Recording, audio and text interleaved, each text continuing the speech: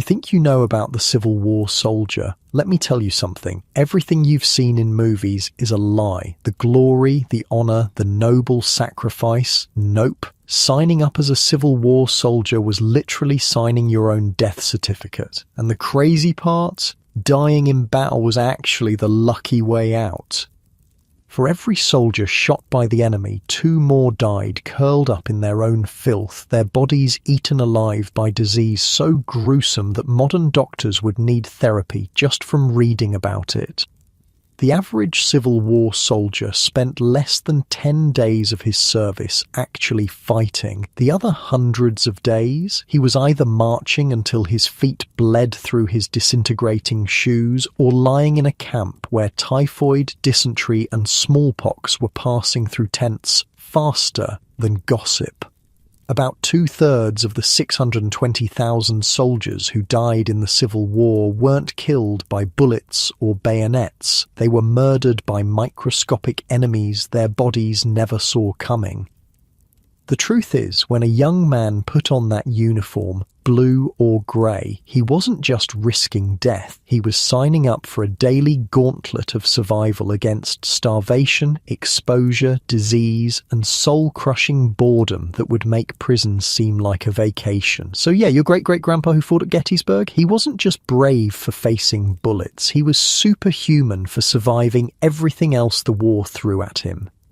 So, how long would you last if you woke up tomorrow as a Civil War soldier? Would you be one of the few who made it home? Or would you join the countless thousands who died without ever seeing a battle, your body dumped in an unmarked grave, your name misspelled on some forgotten roster? Let's find out.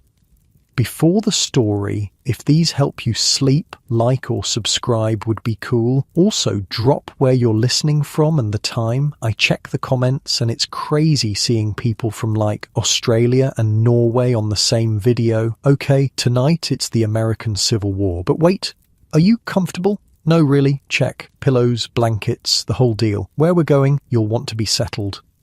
Your eyes snap open to darkness. For a second, you think you're still in your bed, but something's wrong. The mattress beneath you isn't memory foam. It's a thin layer of straw on hard-packed dirt. The smell hits you next. Body odor from dozens of unwashed men, mixed with wood smoke and the sickly sweet stench of the latrine trench just 50 yards away.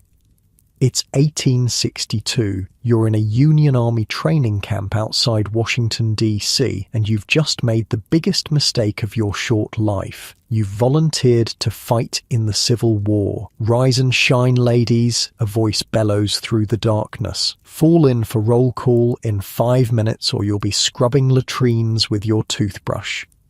You sit up in your bunk, your back already aching. Around you, 30 other men groan and curse as they fumble for their clothes. Unlike your soft, warm bed back home in 2025, this wooden platform barely fits your body. The thin wool blanket covering you is scratchy and offers almost no protection against the morning chill. Your whole body feels stiff, and you've only been here one night. Jesus, this ain't what I signed up for, mutters the kid next to you, a farm boy from Ohio who can't be more than 16. In the dim light from the single lantern hanging from the center pole of the tent, you can see he's shivering. Mars cows sleep better than this. You know what's weird? He's actually one of the lucky ones. Unlike the thousands of other new recruits sleeping on the bare ground with nothing but their coats for pillows, at least you've got a tent. Or first day of being a hero, says an older man across the tent, his voice dripping with sarcasm. Wait till you boys taste the food. That'll really make you feel special. You pull on your new uniform, a wool coat and trousers in dark blue that are simultaneously too big in some places and too small in others. The fabric is so rough it feels like it's exfoliating your skin. And despite being fresh from the quartermaster, it already smells like chemicals and sweat. Speaking of the uniform, let me paint you a picture. These weren't the tailored, perfectly fitted outfits you see in Hollywood movies. The Union Army ordered uniforms in just 4 sizes: small, medium, large, and extra large. Imagine trying to fit every single body type in America into just 4 sizes of clothing. The result? Almost nobody had a uniform that actually fit. You see a short, skinny guy across the tent with sleeves that hang past his fingertips and pants he has to hold up with suspenders and a belt. Meanwhile, the burly blacksmith 2 bunks down looks like he's wearing his little brother's clothes, the buttons of his jacket straining against his chest, the pants ending awkwardly above his ankles. "Move your asses!" The sergeant's voice cuts through your observations. "The Union ain't paying you to admire yourselves." You stumble outside into the pre-dawn chill, joining a ragged line of other recruits. The training camp stretches out before you, a vast city of white canvas tents arranged in neat rows, smoke rising from cook fires as far as the eye can see. It's actually impressive, like an entire town that sprouted overnight. What's not impressive is the smell. Thousands of men living in close quarters with minimal sanitation creates an odour that's almost visible. The latrines are just trenches dug downwind of camp, hopefully, and bathing is an occasional luxury, not a daily habit. Your nostrils burn with the mixture of wood smoke, unwashed bodies, horse manure, and the sweet sour stench of sickness that already hangs over parts of the camp. "Name?" barks a tired-looking officer with a clipboard. You give your name, and he checks it off with barely a glance. You're just another body to him, another statistic waiting to happen. "Company K, 140th Regiment," he says, pointing you toward a group of equally bewildered-looking men. You join them just as the sun begins to peek over the horizon, casting long shadows across the camp. The day is beginning, and with it, your first real taste of army life. "All right, you sorry lot," a weathered sergeant addresses your group. His face is tanned leather, creased by sun and hardship. "Today you learn how to be soldiers. Most of you won't be worth a damn for weeks, but we don't have weeks. The Rebs aren't waiting for you to get comfortable." He walks down the line, eyeing each of you like your livestock at auction. "Forget everything you think you know about war," he continues. "It ain't glorious, it ain't quick, and it sure as hell ain't fair. Your job is simple. Do exactly what I say, exactly when I say it. That's how you stay alive." The man next to you whispers, "My pa said we'd whip the Rebs in a month and be home for harvest." The sergeant's hearing is apparently better than you expected. He stops directly in front of the whisperer, his nose inches from the terrified recruit's face. "Your pa ever been to war, boy?" he asks, his voice dangerously soft. No, Sergeant," the recruit stammers. "Then your pa doesn't know shit," the sergeant replies. "None of you do, but you will learn, those of you that live anyway." And with that cheerful introduction, your training begins. The next few hours are a blur of marching, formations, and more marching. Left foot, right foot, turn, about face. The sergeant screams corrections at anyone who missteps, which is pretty much everyone. Your shoulders ache from holding your rifle at the proper angle. Your feet throb in boots that weren't made for your specific feet, because in the 1860s, there's no such thing as left and right shoes. Both boots are identical, and they only take the shape of your feet after weeks of painful breaking in. Wait, you didn't know that? Yeah, Civil War soldiers' boots were completely symmetrical. Imagine wearing 2 left shoes, except they're both actually neither shoes, and they're made of stiff leather with wooden soles and 0 cushioning. By the end of your first day of training, you'll have blisters on blisters. By mid-morning, your stomach is growling. Breakfast was coffee so bitter it made your eyes water, and a rock-hard square of what the others called hardtack. a simple cracker made of flour and water that could break your teeth if you bit into it directly. You watched in disgust as experienced soldiers softened theirs in coffee or crumbled it into their tin cups. "Don't complain," an older volunteer told you when he saw your expression. "Wait till we're in the field and that hardtack's got worms in it. Then you'll really have something to whine about." "Worms?" you'd asked, hoping he was joking. "Weevils," he'd explained with a grim smile. "Little bugs that live in the flour. After a few weeks they hatch. Hardtack gets so infested sometimes that it'll crawl around on its own." He'd laughed at your horrified expression. "Extra protein, son. You'll learn to be grateful for it when your belly's empty enough." Now, as the sun climbs higher, you begin to understand what real training means. It's not just learning to march or fire a rifle, it's learning to function while your body screams for rest. It's ignoring the blisters forming on your feet, the sweat soaking through your wool uniform in the rising heat, the thirst that parches your throat as water becomes a carefully rationed commodity. "You think this is hard," the sergeant barks as several recruits begin to lag. "Wait till you're marching 20 miles a day with full pack in Virginia summer heat. Wait till you haven't slept in 3 days because the Rebs keep probing your lines. This is a Sunday stroll compared to what's coming."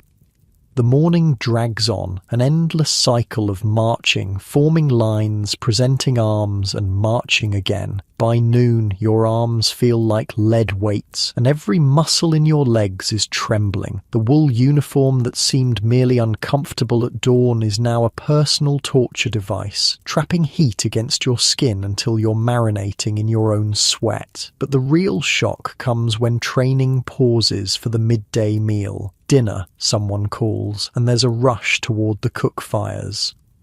You join the line, tin plate and cup in hand, hoping for something substantial after the morning's exertion. What you get is a ladle of salt pork swimming in its own grease, another piece of hardtack, and more of that bitter coffee. This, you're learning, is the standard fare of a Union soldier, monotonous, barely nutritious, and utterly unappetizing. "Better get used to it," says the Ohio farm boy as he sits beside you. His face is red from exertion and sunburn. "My brother wrote from the front that sometimes this is all they get for days. When they're lucky, they find a farm and requisition some fresh food." "Requisition?" you ask, trying to choke down the salt pork, which tastes like someone boiled leather in salt water. "Steal," he clarifies with a small smile, "though don't let the officers hear you call it that." As you force yourself to eat the unappetizing meal, knowing you'll need the energy for the afternoon's training, you overhear snippets of conversation from the men around you. They're from all walks of life, these volunteers: farmers, clerks, blacksmiths, factory workers. Some are immigrants who barely speak English, others are from families that have been in America for generations. All of them thought they knew what they were signing up for. All of them are realizing, just like you, how wrong they were. "My wife's gonna have the baby before I even see battle," a young man says, his voice a mixture of pride and sadness. "Better hope we're home by then," his companion replies. "My cousin joined up last year, said they promised it'd be over in 3 months. He's still in Virginia, and half his company's dead from camp fever." "Camp fever?" you ask before you can stop yourself. The men look at you, clearly a fresh fish who doesn't know anything. "Typhoid," one explains, "runs through the camps like wildfire. That or dysentery, men dropping dead without ever seeing a rebel. My uncle was at Bull Run," another recruit adds. "Said more men in his company died from sickness than bullets. Said you'd see a man healthy at breakfast and being buried by supper. A chill runs through you despite the midday heat. You hadn't considered this aspect of war, the invisible enemies that kill more effectively than any Confederate sharpshooter." The conversation is cut short as the sergeants begin bellowing for the afternoon formation. With a groan, you rise to your feet, muscles protesting, and rejoin your company. The morning was just a warm-up, it seems, as the afternoon brings more intense drills. You learn the basics of loading and firing your rifle, a complex multi-step process that needs to become second nature. Bite the cartridge, pour the powder, ram the ball, place the cap, aim, fire. Under ideal conditions, a good soldier might get off 3 shots in a minute. Under battle conditions, with smoke obscuring vision and fear pumping through veins, most men manage far fewer. Too slow, the sergeant shouts as you fumble with a percussion cap. Every second you waste is another second for a reb to put a ball through your skull. By late afternoon, your hands are blackened with gunpowder, your shoulders ache from the rifle's recoil, and your ears ring from the repeated firing. When the bugle finally signals the end of training for the day, you nearly collapse with relief. But the day isn't over. There are still chores, wood to gather for fires, equipment to clean, letters to write home while there's still daylight. The camp buzzes with activity as thousands of men perform these evening rituals. You sit outside your tent, rubbing your sore muscles, watching the camp transform in the fading light. Campfires begin to twinkle across the vast expanse, their smoke creating a haze that catches the sunset. Men gather in groups, talking, playing cards, singing. In another context, it might almost seem festive. The farm boy from Ohio, you've learned his name is Thomas, sits beside you, paper and pencil in hand. Writing to your mother? You ask? He nods, trying to figure out how to tell her about this place without worrying her. Are you going to tell her about the food? You joke. He smiles faintly. No, she'd be on the next train with a basket of fried chicken and cornbread. His smile fades. I'm not telling her about the sickness either, or what the sergeant said about our chances. You're both quiet for a moment, listening to the sounds of the camp, men's voices, occasional laughter, the strains of a fiddle somewhere in the distance. Why'd you join up? Thomas asks suddenly. It's a question you've been asking yourself all day. In this moment, with your body aching and the realities of war beginning to sink in, the patriotic fervour that supposedly drove men to enlist seems distant and naive. Seemed like the right thing to do? You answer vaguely. He nods as if that makes perfect sense. I couldn't stay on the farm while other men were fighting. Wouldn't be right. He looks down at his half-written letter. Though I'm starting to think Pa was right about waiting for the draft. Might have had a few more months of Ma's cooking. As darkness falls completely, the bugle sounds again. Time for evening roll call and then sleep. You rise stiffly, already dreading another night on the hard bunk, another dawn of training. The sergeant moves down the line, checking names, making sure no one has deserted after their first taste of army life. When he's done, he addresses the company. You all did passably today, he says, which seems to be high praise from him. Remember what you learned, practice your drills, rest well, tomorrow will be harder. With that cheerful thought, you're dismissed to your tents as you lie on your bunk, staring up at the canvas ceiling, listening to the sounds of men settling in around you. Reality truly begins to sink in. This is your life now, the hard bunk, the terrible food, the exhausting training, and you haven't even left camp yet. Ahead lies the march to the front, the terror of battle, the risk of wounds and disease. The comfortable bed you woke up in this morning, back in your real life, seems like a distant dream. Thomas is already snoring softly beside you, his body too exhausted to stay awake despite the discomfort. Others are whispering, playing quiet card games by lantern light, writing one more paragraph to loved ones. You close your eyes, trying to find a position that doesn't press on a new bruise or sore muscle. Tomorrow will come all too soon, with its bugle call and shouting sergeants and endless drills. But for now, in this brief moment of rest, you wonder, will you be one of the ones who survives this war? Or will you become just another statistic, another name on a regiment's casualty list? As sleep finally begins to claim you, one thing becomes abundantly clear. Survival here isn't just about avoiding enemy bullets, it's about enduring. Day after day, hardship after hardship. The true test of a Civil War soldier wasn't just courage in battle, it was the grim determination to keep going when every part of you wanted to give up. And tomorrow, your real test begins. The bugle tears through your dreams like a bayonet. Your body physically hurts from yesterday's drills, but there's no time to ease into wakefulness. The sergeant is already barking orders before your eyes fully open. On your feet, you miserable excuses for soldier sons already wasting daylight while you're lying there like pampered house cats.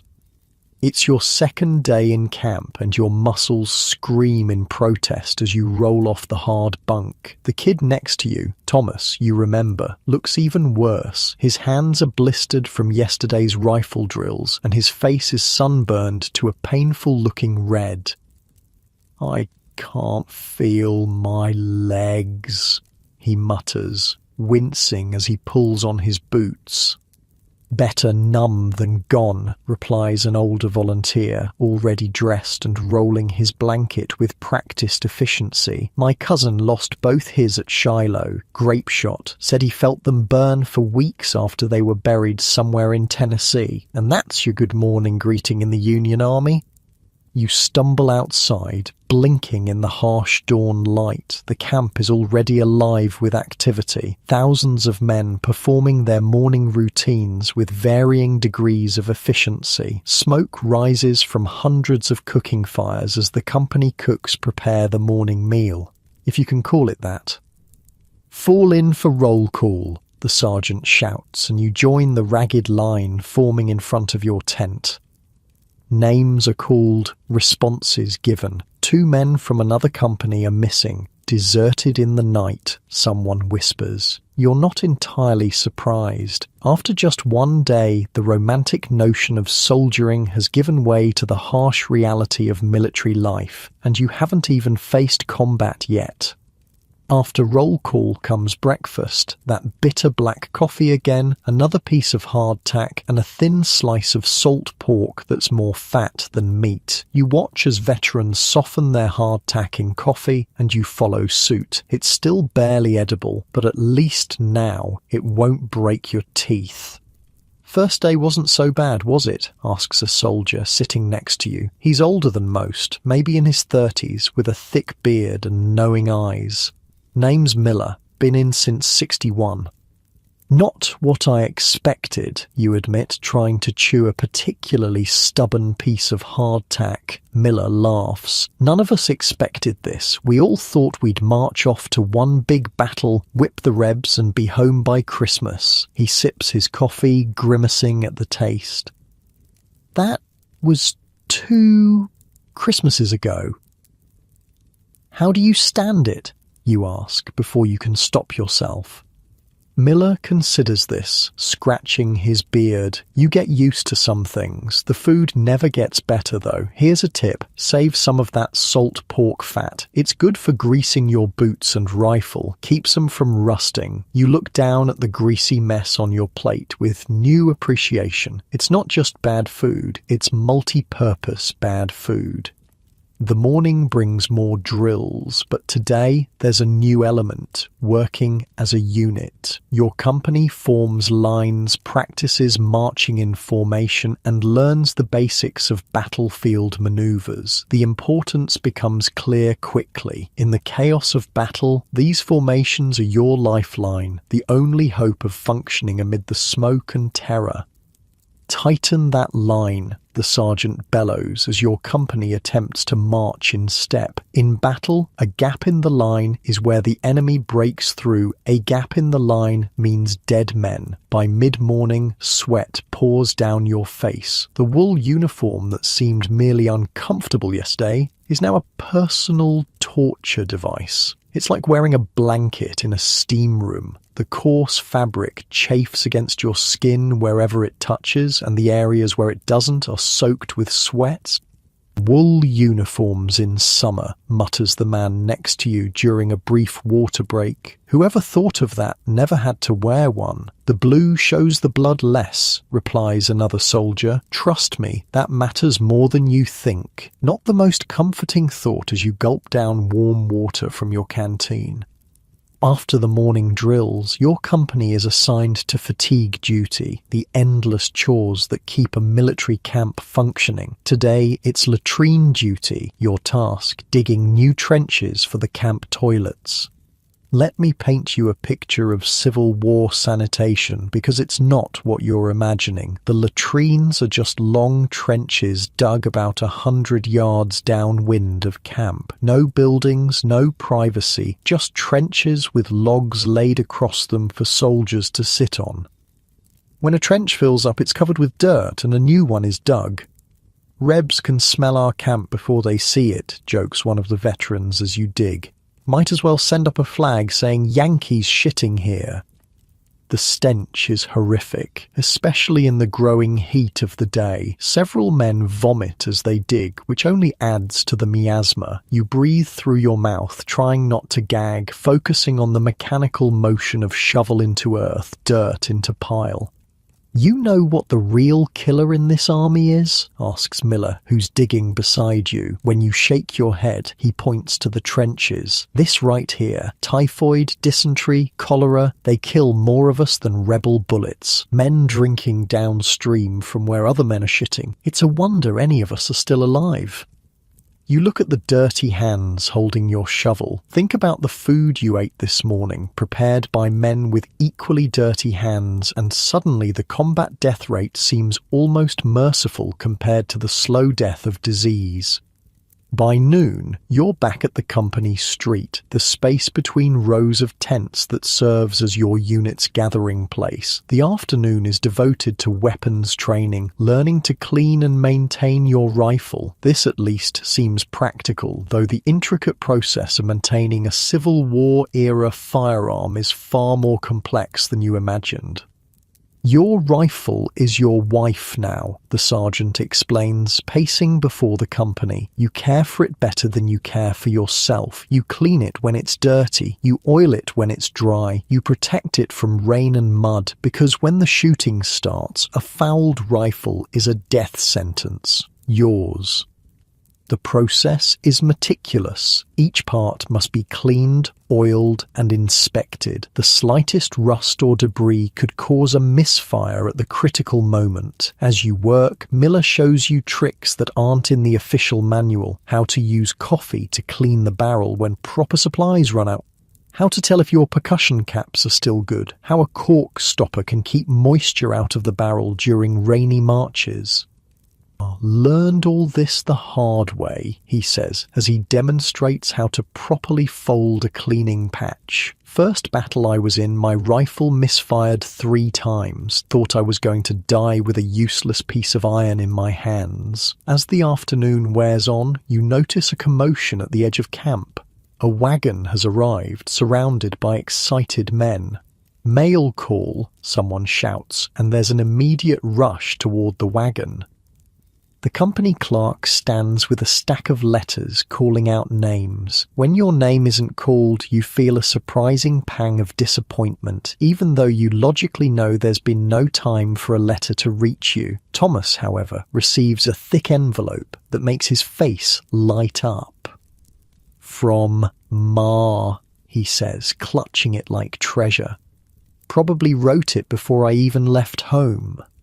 Mail, you're quickly learning, isn't just communication, it's a lifeline. You see how men's faces transform when their names are called, how they retreat to private corners to devour words from home. The lucky ones share cookies, dried fruit, or other treats sent by loving families. The unlucky ones stare at the ground, trying to hide their disappointment. One soldier tears open his letter, reads the first few lines, and his face crumples. He walks away quickly, trying to hide his tears. Bad news, Miller explains quietly, happens all the time. Life doesn't stop while we're away. People get sick, farms fail, wives find other men. Some days I think the mail wagon brings more misery than the battlefield. After mail call comes another round of drilling, then evening mess. Beans today, a welcome change from salt pork, though they're undercooked and bland. As the sun begins to set, you finally have your first real free time since arriving. Some men write letters hunched over makeshift desks. Others play cards using hardtack crumbs as poker chips. A fiddle starts up somewhere down the company street, and a small group forms, singing songs from home. You sit outside your tent, muscles aching, watching the camp settle into evening rhythms. Despite the discomfort, the dreariness, there's something fascinating about this temporary city of men. Every state in the Union is represented here, every trade and profession, every walk of life. Ohio boys are organizing a baseball game tomorrow if we don't march, Thomas says, sitting beside you. Do you play? Before you can answer, shouting erupts from a nearby tent. Two men square off, fists raised, while others rush to separate them. Jenkins said Richmond would fall by August, explains a spectator to the gathering crowd. Patterson called him a damn fool optimist. The fight is quickly broken up by a corporal, both men sent to cool off on opposite sides of camp. But the incident highlights the tension that simmers beneath the surface. Boredom, frustration, fear, all looking for an outlet. Happens every day, says Miller, who has appeared beside you. Men packed too tight with nothing but their thoughts. Bad combination. He nods toward another part of camp where soldiers cluster around a man dealing cards. That's why gambling's so popular. Takes your mind off things. What about the drinking I've heard about, you ask, having noticed the absence of alcohol in camp? Miller snorts. Officers get their whiskey rations. Us regular folks, we make do with what we can find or smuggle in. Payday brings the sutlers with their overpriced hooch. Until then, it's this fine establishment. He gestures around at the dusty camp with mock grandeur. As darkness falls completely, men begin to retire to their tents. The day's exertions make sleep come easier than it did last night, despite the hard bunk and wool blanket that itches against your skin. Just as you're drifting off, a commotion startles you awake, shouting, running feet. For a moment you think it's a surprise attack, but the voices don't sound alarmed. They sound excited. New fish, someone calls. Fresh meat coming in. You follow Thomas and the others outside. A column of new recruits marches into camp, looking just as you must have yesterday. Clean uniforms, uncertain faces, still carrying the look of civilians despite their military dress. God, were we that green, Thomas whispers. Greener, Miller replies with a chuckle. At least these poor bastards will have you to show them the ropes. The thought is startling that after just one full day you're already becoming a veteran compared to someone. The rate at which civilian men are transformed into soldiers is both disturbing and impressive. As the new recruits are assigned to companies, a low rumble of thunder sounds in the distance. The veterans immediately look up, their faces growing serious. Rain coming, says Miller, sniffing the air. Better check your gear, make sure nothing's going to get soaked. You return to your tent, securing your belongings as best you can. The canvas shelter is supposedly waterproof, but the older men's concern suggests otherwise. You soon learn why as the first heavy drops begin to fall, quickly turning into a downpour. Water immediately finds every seam and weak spot in the canvas. Small leaks appear, dripping onto bunks and equipment. Outside, the previously dusty paths between tents transform into mud slicks. Men rush to dig drainage ditches around their tents, while others place precious items in the driest corners. Welcome to the glamorous army life, Miller jokes as he positions his cup to catch a leak directly over his bunk. where even the sky is trying to kill you. The rain continues through the night, a constant drumming on canvas that makes sleep nearly impossible. By dawn, the entire camp is a quagmire of mud. Morning roll call is conducted under a steadily dripping sky, soldiers standing in ankle-deep muck. Breakfast is even less appetizing than usual. Coffee watered down by rain, hardtack turning to mush. The day's training will continue regardless of weather, the sergeant informs you with obvious relish. If anything, he seems pleased by the miserable conditions. "You think the Rebs are going to stop fighting because of a little rain?" he barks. "Weather's just another enemy to overcome." As you slosh through mud toward the drill field, Thomas slips and falls face first into a puddle. When he rises, his once blue uniform is a uniform brown from chest to knees. "My ma's going to kill me," he mutters, trying unsuccessfully to wipe away the mud. "Spent 3 days sewing this uniform?" "Your ma's not here," the sergeant says, overhearing, "and that mud might save your life. Shiny brass buttons make fine targets for rebel sharpshooters."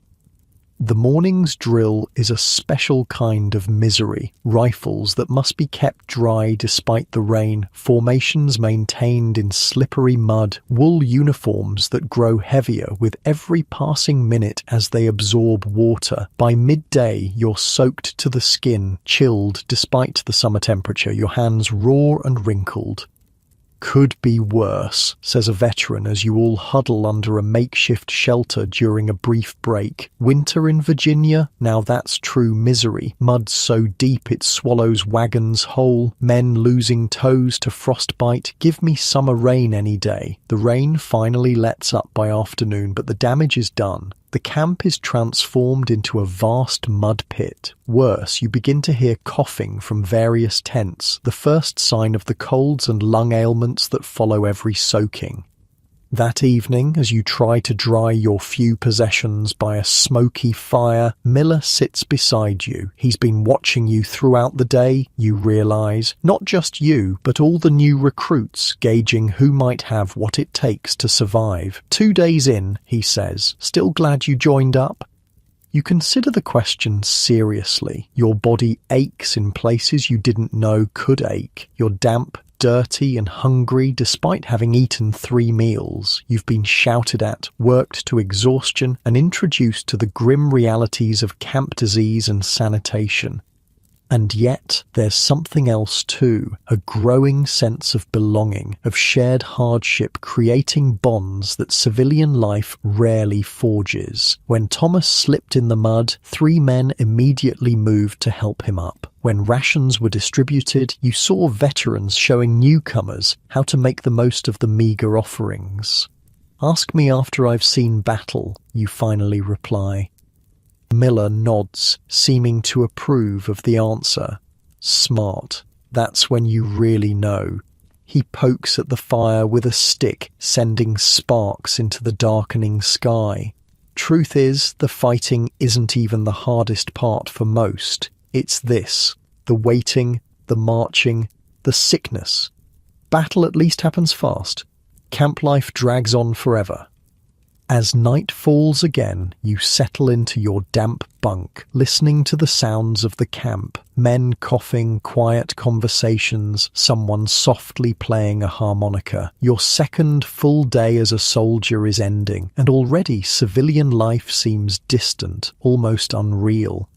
Tomorrow, you'll learn, brings a new challenge, a practice march with full pack and equipment. The sergeants call it a little stroll of 15 miles. The veterans call it the first culling, the march that separates those who might survive from those who definitely won't.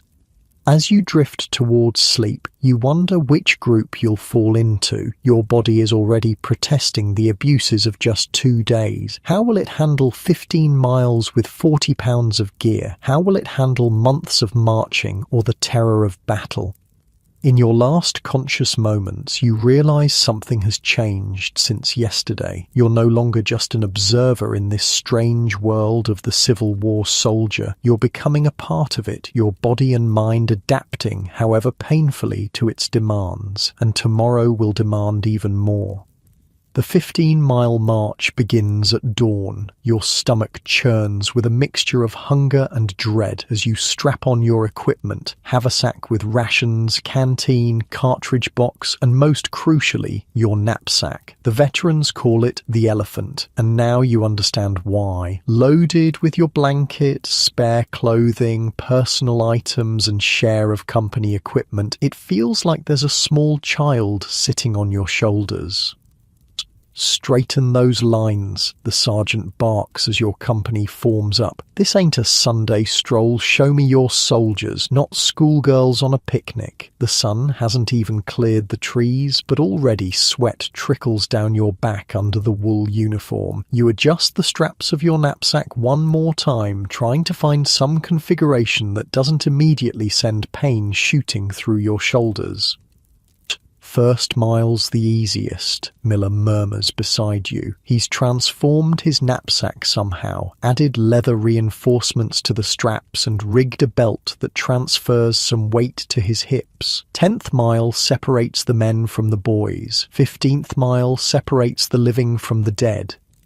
The drums begin, setting the marching pace, and your company moves out. The rhythm is brisk but not punishing, about 110 steps per minute, designed to cover ground efficiently while conserving energy, in theory anyway.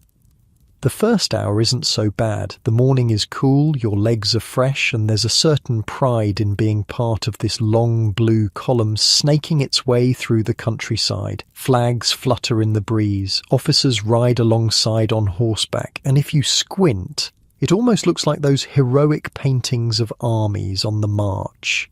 Then reality sets in. By the second hour, the sun has climbed higher, beating down on your blue wool uniform. The dust, kicked up by thousands of marching feet, coats your face, clings to your sweaty skin, turns to mud in your mouth. There's no talking now. Every breath is precious, used only for the effort of putting one foot in front of the other. Water discipline, an officer calls as men begin reaching for canteens. 2 swallows every hour, we've got miles to go. You've already drained half your canteen, a rookie mistake. Now you'll have to ration what remains, your mouth growing drier with each dusty step. The third hour brings the first casualties, not from enemy fire, but from the march itself. A man collapses a dozen rows ahead, face purple from heat exhaustion. The column parts around him like a stream around a rock. 2 men drag him to the side of the road, where a medical wagon will eventually collect him, if he's lucky. "Eyes front," the sergeant shouts when heads turn to watch. "Keep moving." Another man stumbles out of formation, vomiting into the ditch. He tries to rejoin the march, but falls again. No one stops to help. The column has its own momentum now, a beast that can't be halted for individual suffering. Happens every march. Thomas pants beside you. His face is streaked with dust and sweat, his eyes glazed with fatigue. Sergeant says if you fall out once, you'll fall out again. Says some men just ain't built for soldiering. You wonder what not built for soldiering means for those men. Discharge? Assignment to garrison duty? Or just endless torment until they either toughen up or desert? By midday, your shoulders are on fire, raw beneath the straps of your knapsack. Each step sends a jolt of pain up your spine. Your feet, already blistered from previous days, now feel like they're being stabbed with each step, but you keep marching because stopping seems worse somehow. The column halts at a creek for a brief rest. Men collapse on the banks, shedding equipment, plunging faces into the cool water despite officers' warnings about disease. You ease your knapsack off with a groan, feeling blood rush back into your shoulders. "Halfway there," Miller says, settling beside you. Unlike most, he seems barely winded, his movements economical, preserving energy. "How are you holding up?" You're too exhausted to lie. Don't think I can make another mile?" Miller nods as if he expected this answer. From his haversack, he pulls out a small tin, opening it to reveal a brownish paste. "Rub this on your shoulders and feet. Won't heal 'em, but it'll numb 'em enough to finish." The salve smells medicinal, with hints of camphor and something herbal. "What is it?" you ask, gingerly applying it to your raw skin. "Stuff the Indians use. Traded a rebel prisoner my pocket watch for the recipe." Miller shrugs. "Man makes do." The relief is almost immediate, not a cure, but a blessed dulling of the pain. By the time the drums signal resumption of the march, you feel like you might actually survive. The afternoon brings new challenges. The road narrows, forcing the column to compress. Now you're marching so close to the man in front that your rifle barrel is inches from his knapsack. The pace becomes uneven. Hurry up and wait, running a few steps to close gaps, then standing still for minutes while some obstruction ahead is cleared. "This is how most get killed," Miller tells you during one such halt. "Not by bullets, by the march. Feet swell, can't get boots off. Infection sets in, surgeon takes the leg, then the fever takes the man." It's a cheerful thought to accompany the final miles. The sun is low when your company finally reaches the designated campsite. You've marched 15 miles with full gear, and every part of your body registers the achievement with pain. Men collapse where they stand, too exhausted to even set up tents. "No rest yet," the sergeant's voice cuts through the fatigue. "Camp needs setting up before dark. Move your asses." Somehow, you find the strength to help erect tents, gather firewood, and dig rudimentary latrines. The work is mechanical now, your body operating on some reserve of energy you didn't know existed. It's only when the essential tasks are complete that you're finally allowed to rest. You sink to the ground outside your tent, too tired to even remove your boots.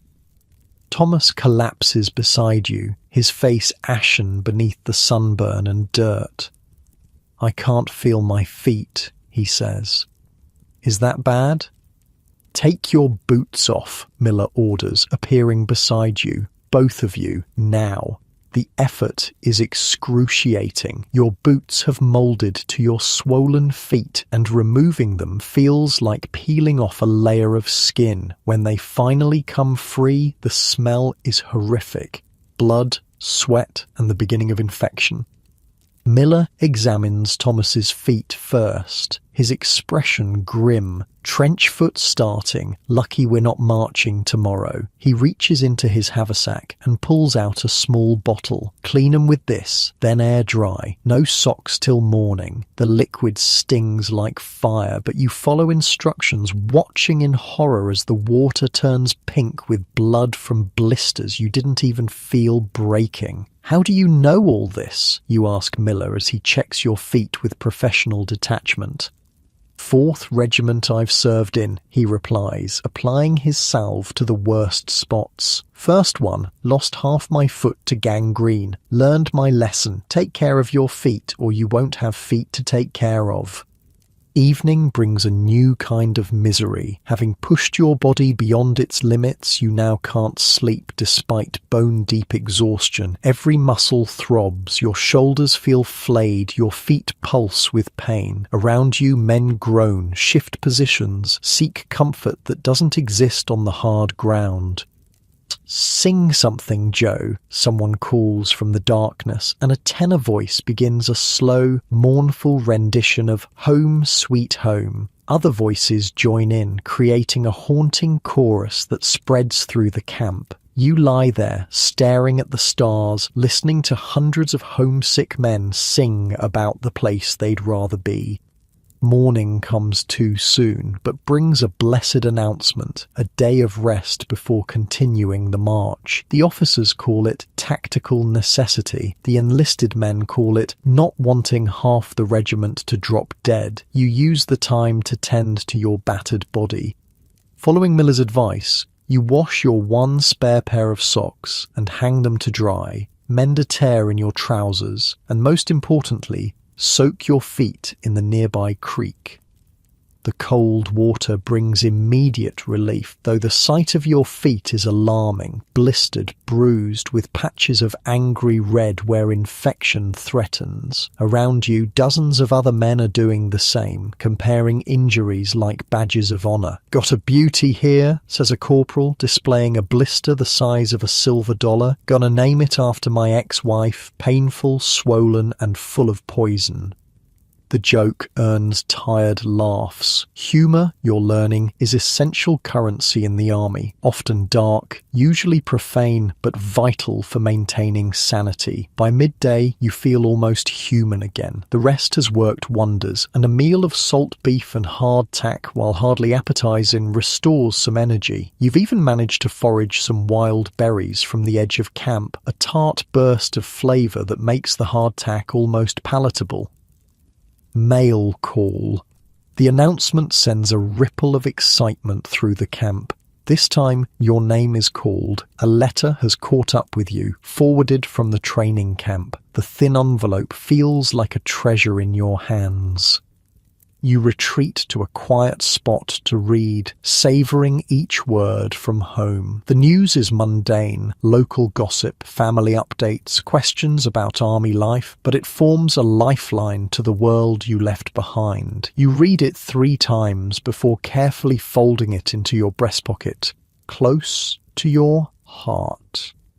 Thomas wasn't so lucky. He hovers nearby, trying not to look disappointed. "Nothing from Ma yet," he says, forcing a smile. "Probably still on its way." "You can share mine," you offer, and his face brightens as you read him the lighter parts of your letter. The afternoon brings more rest, but also preparation for the next day's march. Rumors swirl through camp. You're heading to Washington, or to Baltimore, or straight to Richmond to end the war in one decisive battle. No one really knows, and the officers aren't telling. "Best not to know," Miller advises as you clean your rifle together. Each day has enough troubles without borrowing from tomorrow. That evening, something unexpected happens. A wagon arrives in camp, and with it comes fresh bread, a welcome change from hardtack, and even more surprisingly, a barrel of dried apples. The sudden luxury lifts spirits throughout the camp.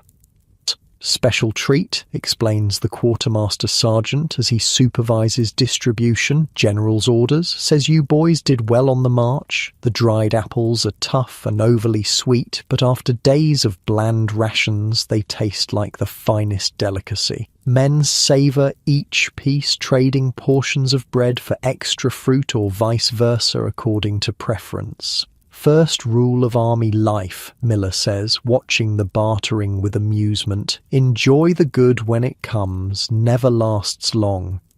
As if to prove his point, the drums beat that evening, signalling assembly. Your company forms up, wondering what new demand awaits. The captain appears, his face serious. "Men, our orders have changed," he announces. "We march at first light, joining the main army near Culpeper. Intelligence suggests Confederate forces are massing in the area." A murmur runs through the ranks. Culpeper means Virginia. Virginia means the front lines. The front lines mean battle. "Full marching order," the captain continues. 3 days' rations, 60 rounds of ammunition per man. We'll cover 20 miles tomorrow, so rest well. The news transforms the camp. Men who were laughing over dried apples minutes ago are now somber, checking equipment, counting bullets, writing hasty letters home. The veterans seem particularly focused, their movements precise, almost ritualistic. "Should I be worried?" you ask Miller as you prepare your gear. He looks at you, his weathered face unreadable. "Yes," he says finally, "but not about dying, not yet." He nods toward where Thomas sits, struggling to wrap hardtack in an oilcloth. "Worry about the living. Battle's coming, and it'll change that boy forever. Change all of you. The man who marches into his first battle never marches out again. Someone else comes out wearing his face." You sleep poorly that night, Miller's words echoing in your mind. Around you, the camp is restless. Men whispering, praying, some crying quietly in the darkness. The morning seems to arrive almost immediately, the bugle cutting through what little sleep you manage to find.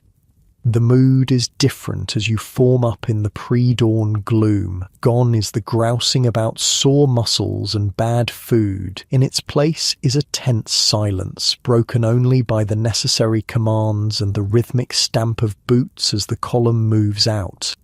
Today's march is faster, more purposeful. The officers push the pace, allowing fewer breaks. By noon, you've covered 12 miles, your feet once again screaming in protest. But no one falls out today. The column moves with grim determination, each man knowing what waits ahead.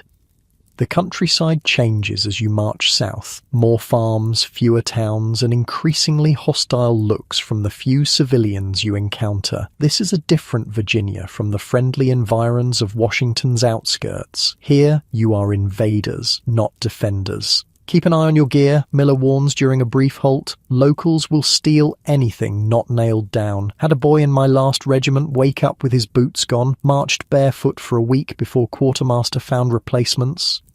As the day wears on, you begin to notice other changes. More cavalry scouts passing the column, signal officers on hilltops with flags, distant rumbles that might be thunder but probably aren't. Artillery, confirms a sergeant when someone asks. Still miles off. Nothing to worry about yet. Yet. The word hangs in the air, pregnant with meaning. By late afternoon, your company joins a larger encampment, part of the Army of the Potomac, tens of thousands of men spread across rolling fields and woodlots. The scale is staggering. Tents and wagons stretch as far as you can see. Campfires dot the landscape like fallen stars. Flags of dozens of regiments flutter in the breeze. Home sweet home, Miller says as your company is directed to its assigned position. At least till the shooting starts. Setting up camp in the larger army is more orderly, more practiced. Each regiment has its place, each company its specific duties. By sundown, your small piece of the vast encampment is established, tents erected in neat rows, cooking fires burning steadily. The increased organisation extends to rations as well. The company cooks have set up a proper field kitchen, and tonight's meal is almost palatable. Beans with salt pork, fresh bread from the commissary wagons, and even coffee that tastes like coffee instead of boiled mud. Army runs better when it's all together, explains a corporal as you collect your portion. General's staff watching everything makes the quartermaster honest and the cooks afraid of complaints. After eating, you explore the camp with Thomas, both of you wide-eyed at the martial city that has sprung up around you. Sutlers have established shops selling everything from tobacco to writing paper at outrageous prices. A regimental band plays near headquarters. Men gather in groups, gambling, telling stories, cleaning weapons. But beneath the almost festive atmosphere, you sense tension. Veterans clean their rifles with methodical care. Officers huddle over maps. Ambulance wagons assemble in orderly rows, their purpose unmistakable. We're really going to fight, aren't we? Thomas asks, as you make your way back to your company street. His voice has lost its rural twang, flattened by fatigue and apprehension. Before you can answer, a new sound cuts through the evening air, a long roll of drums, not the usual camp signals, but something more urgent. Men jump to their feet all around you, officers shouting commands that are swallowed in the sudden commotion. Fall in by companies. Your sergeant's voice rises above the din. Full equipment, double quick. What's happening? Thomas asks, his face pale as you both run toward your tent.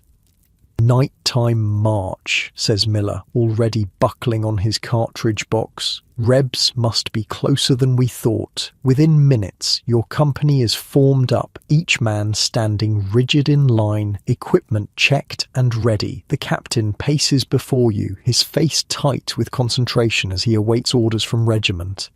They come in the form of a mounted courier who speaks briefly to the captain before galloping off to the next company. The captain turns to address the men, his voice steady but serious. "We're moving out immediately," he announces. "Confederate forces have engaged our advance scouts near Brandy Station. We're to reinforce the line before dawn." He pauses, scanning the faces before him. This will be a forced march through the night. No straggling, no talking. We move fast and quiet. Those are the general's orders. A ripple passes through the company, not quite fear, but something close to it. Night marches are dangerous even without the enemy nearby. Men trip in darkness, get lost, fall into ditches, add the prospect of battle at the end, and the risk multiplies. "Check your equipment one last time," the captain continues. "We move in 5 minutes." As you adjust your straps and count your cartridges, you feel a strange calm descend. After days of training, marching, and preparation, the moment is finally here. No more wondering what kind of soldier you'll be. By tomorrow, you'll know. "Stay close to me," Miller tells you and Thomas, his voice low. "Do exactly as I do. Don't be heroes. Don't be cowards. Just be soldiers." The drums tap softly, signaling formation. Your company takes its place in the column, and without fanfare, the night march begins. Thousands of men moving through darkness, each step bringing you closer to the moment that will define your war, your first battle. Tomorrow, you'll learn if you're truly cut out to survive as a Civil War soldier. Not just the marches, the bad food, the disease, but the thing they've been preparing you for all along. The moment when other men are actively trying to kill you. As you march through the Virginia night, stars cold and distant overhead, you wonder what version of yourself will exist when the sun rises again. The night march continues for hours, a ghostly column of men moving through darkness. No talking is allowed, but the sounds of an army on the move fill the night. Thousands of boots on dirt roads, the creak of leather equipment, the occasional clink of metal against metal, and always the laboured breathing of exhausted men. Your feet have gone beyond pain to a strange numbness. Your shoulders no longer register the weight of your knapsack. You've entered a dreamlike state where only the next step matters. Your world narrowed to the shadowy form of the man marching in front of you. Just before dawn, the column halts in a wooded area. Orders are passed in whispers. Shed knapsacks, keep weapons and ammunition, form battle lines. The calm efficiency of the veterans is unsettling. They don't speak, don't question, just methodically prepare for what's coming. Load your weapons, the sergeant orders, his voice barely audible. Percussion caps ready, but not set. We move in 5 minutes. Your hands shake as you tear open a paper cartridge with your teeth, the bitter taste of gunpowder filling your mouth. Pour the powder down the barrel, ram the ball home, place the percussion cap. Each step you've practiced hundreds of times, but never with the knowledge that these bullets might soon be fired at actual human beings. Thomas struggles beside you, dropping a cartridge in the dim light. "I can't," he whispers, his voice cracking. Miller kneels beside him, steady hands guiding Thomas through the loading process. "Just like drill," he murmurs. "Nothing different. Your hands know what to do, even if your mind doesn't." The first light of dawn filters through the trees as your company moves forward, part of a battle line stretching through the woods. You can hear distant popping sounds now, skirmishers exchanging fire somewhere ahead. Occasionally, a deeper boom suggests artillery. The company emerges from the woods into a rolling field of wheat, golden in the early light. In another context, it might be beautiful. Now it's just open ground you'll have to cross under fire. Forward, march, the command passes down the line, and the company steps into the wheat, rifles at the ready. You're in the second row of the formation. Ahead of you, a lieutenant walks backward, keeping the line straight with quiet commands. Dress right, keep your intervals, steady pace. The distant popping grows louder. You can see smoke now hanging over a tree line about half a mile ahead. The skirmishers are falling back, running through the wheat toward your advancing line. One falls suddenly, as if he's tripped, but he doesn't get up. "Steady, boys," the sergeant calls. "Keep your line." A sound tears through the air above you, a weird shrieking whistle that ends in a solid thump as something hits the ground behind your company. Earth and wheat spray upward. "Artillery," says Miller, his voice flat. "They're ranging us." Another whistle, another explosion, this one closer. Men instinctively duck but keep marching. The formation is still intact, still advancing at that same steady pace through the golden wheat. Then you see them, grey-clad figures emerging from the distant tree line, forming their own battle line. The enemy. Real Confederate soldiers, not targets or imaginary foes from drill, but actual men with guns who want to kill you. "Company, halt." The command freezes you in place.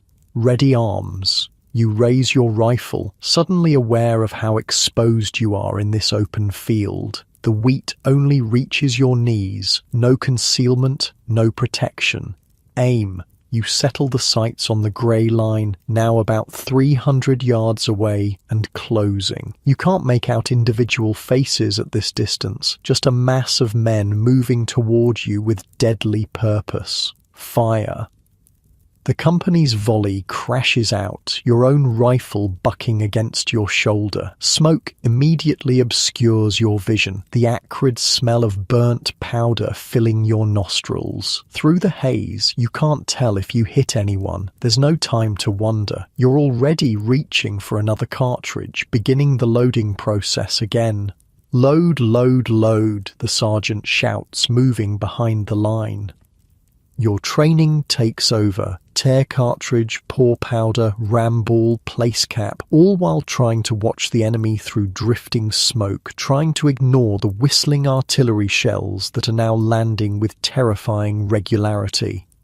The company fires another volley, and another. The Confederate line has halted now, returning fire. You hear the distinctive whine of Minié balls passing overhead, a sound veterans describe as angry bees. Some don't pass overhead, but find human targets instead.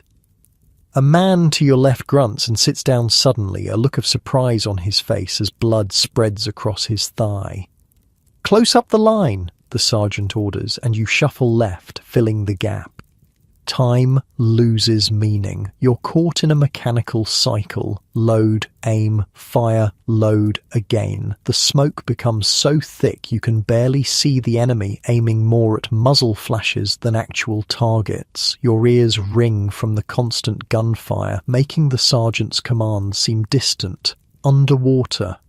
A new sound rises above the gunfire, a high wailing cry that sends chills down your spine.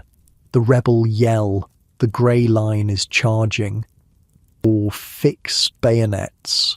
The order passes down your line, hands fumbling to attach the long blades to rifle barrels. Stand fast, stand fast. The Confederate charge closes the distance rapidly, their line emerging from the smoke like avenging ghosts. At 100 yards, your company fires a devastating volley that tears gaps in their line. At 50 yards, you fire again, the effect even more terrible at this range, but they keep coming.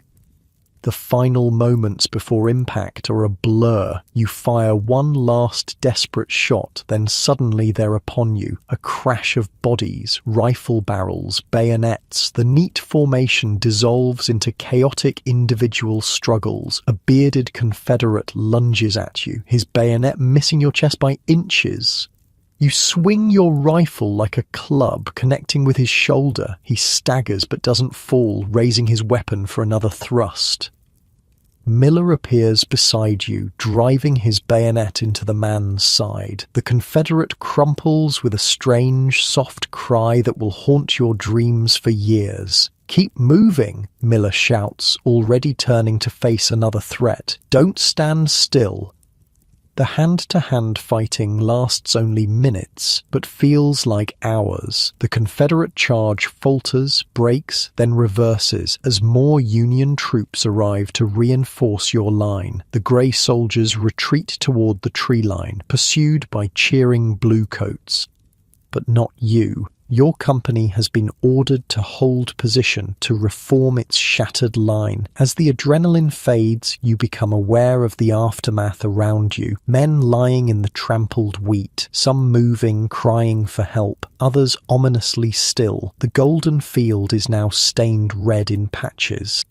Thomas is on his knees nearby, vomiting. His face is blackened with powder, his eyes wide with shock, but he appears uninjured. Others weren't so fortunate. The company has visibly shrunk, gaps in the line where men stood just minutes ago. "Check your ammunition," the sergeant orders, moving among the survivors. "We're not done yet." He's right. The battle continues elsewhere. You can hear heavy firing to your left where another Union division is engaged. Artillery still thunders, though it's no longer targeting your position. Stretcher bearers move through the wheat, collecting the wounded. The rest of the day passes in a series of advances and halts, sporadic firing at distant targets, long periods of tense waiting. The major battle seems to have shifted elsewhere, your company now a small piece in a complex chess game played across miles of Virginia countryside. By late afternoon, it's clear the Union forces have carried the day. Confederate units are withdrawing across the board, pursued cautiously by blue columns. Your company, having suffered heavily in the morning engagement, is held in reserve as fresher troops lead the pursuit. As dusk approaches, you finally have time to process what you've experienced. Your uniform is stiff with dried sweat and powder residue. Your hands are black from gunpowder. Your right shoulder bruised from rifle recoil. You've fired approximately 40 rounds over the course of the day, though whether you actually hit anyone remains mercifully unknown. The company establishes a hasty camp near the morning's battlefield. There's no energy for proper tents. Most men simply drop where they're told, using knapsacks as pillows. The day's fighting has left everyone hollow-eyed and silent, the usual camp banter replaced by thousand-yard stares. "Eat something," Miller advises, handing you a piece of hardtack. "Doesn't matter if you're not hungry. Your body needs it." You chew mechanically, the familiar, tasteless cracker now seeming even more unappetizing. Thomas sits nearby, still hasn't spoken since the fighting. He stares at his hands as if they belong to someone else. Will he be all right? You ask Miller quietly. The veteran studies Thomas for a moment. "Maybe. First battle hits everyone different. Some talk too much, some don't talk at all. Give him time." As night falls completely, you realize something has changed within you. The fear isn't gone. If anything, having seen combat, you're more afraid than before. But it's a different kind of fear, more focused, less paralyzing. You've seen the worst and survived, at least this time. Sleep comes in fits and starts, interrupted by vivid flashes of the day's fighting and the moans of wounded men in nearby field hospitals. The medical tents operate through the night, lanterns casting grotesque shadows as surgeons work tirelessly on broken bodies. Morning reveals the true cost of battle. Your company musters at dawn, the gaps in the ranks painfully obvious in daylight. The captain reads the casualty list: 12 dead, 23 wounded, 5 missing. From a company that numbered nearly 100 just days ago, these losses are significant. The names wash over you, some familiar, others just faces you can barely recall. Each represents a man who was breathing, hoping, fearing just hours ago. Now they're statistics in what the newspapers will call a sharp engagement, not even important enough to be remembered as a major battle. "We'll be moving out within the hour," the captain announces, folding the casualty list. "The enemy is retreating toward Culpeper. We're to pursue and harass their rear guard." No time to bury the dead. That's left to designated burial details. No time to properly tend the wounded. They're evacuated to field hospitals miles behind the lines. The army moves on, the war machine rolling forward relentlessly. As your company prepares to march, Thomas finally speaks. "I killed someone yesterday," he says, his voice barely audible. "Shot him right in the face at 20 yards, could see his expression change and everything." You don't know what to say. What words could possibly address such an experience? "You did what you had to," Miller tells him, checking Thomas's rifle with practiced hands. "Same as he was trying to do to you. Don't dwell on it or you'll go mad." The march resumes, your depleted company now part of a massive Union force flowing south like a blue river. The mood is different, no longer the nervous anticipation of men heading to their first battle, but the grim determination of soldiers who know exactly what awaits them. The pursuit lasts 3 days, a strange mirror of your earlier march, but with key differences. Now you move through landscapes transformed by war, burned farmhouses, trampled fields, hastily dug graves marking the Confederate retreat. Civilians have largely fled, leaving an eerie emptiness to the countryside. On the 3rd day, rain begins, a steady, soaking downpour that turns roads to mud and streams to raging torrents. The pursuit slows, then halts as bridges wash out and supply wagons bog down. Your company finds itself assigned to guard a critical crossroads, watching for enemy cavalry while engineers attempt to repair a collapsed bridge. The rain continues without pause. Tents offer minimal protection as water finds every seam and weakness. The ground beneath becomes a sodden mess, forcing you to sleep sitting up against trees or rocks. Food is scarce. Supply wagons can't navigate the mud-choked roads, leaving you with whatever remains of your emergency rations. "Welcome to the real Army of the Potomac," Miller says as you huddle beneath a dripping tree, march in the mud, fight in the mud, sleep in the mud, then do it all again tomorrow. By the 4th day, cases of illness begin to appear. Men who survived battle fall victim to exposure and exhaustion. Fevers spread through the camp. The regiment's surgeon, already overwhelmed with battle casualties, now faces a new wave of patients. Your own health remains surprisingly good, perhaps because of Miller's herbal concoctions or perhaps simply due to luck. Thomas, however, develops a hacking cough that grows worse each day. "Just a cold," he insists when you suggest he see the surgeon. "Save the medicine for the really sick boys." On the 5th day, orders finally arrive. The pursuit is abandoned. Confederate forces have escaped across the Rapidan River, establishing new defensive positions that would be too costly to assault directly. Your regiment is to march to a place called Stevensburg, there to establish a more permanent camp while generals plot the next campaign. The march to Stevensburg is a nightmare of mud and misery. Men lose boots to the sucking earth, then continue barefoot rather than fall behind. Wagons must be literally dug out of mud holes every few hundred yards. Rain continues to fall, turning even the simplest tasks into trials of endurance.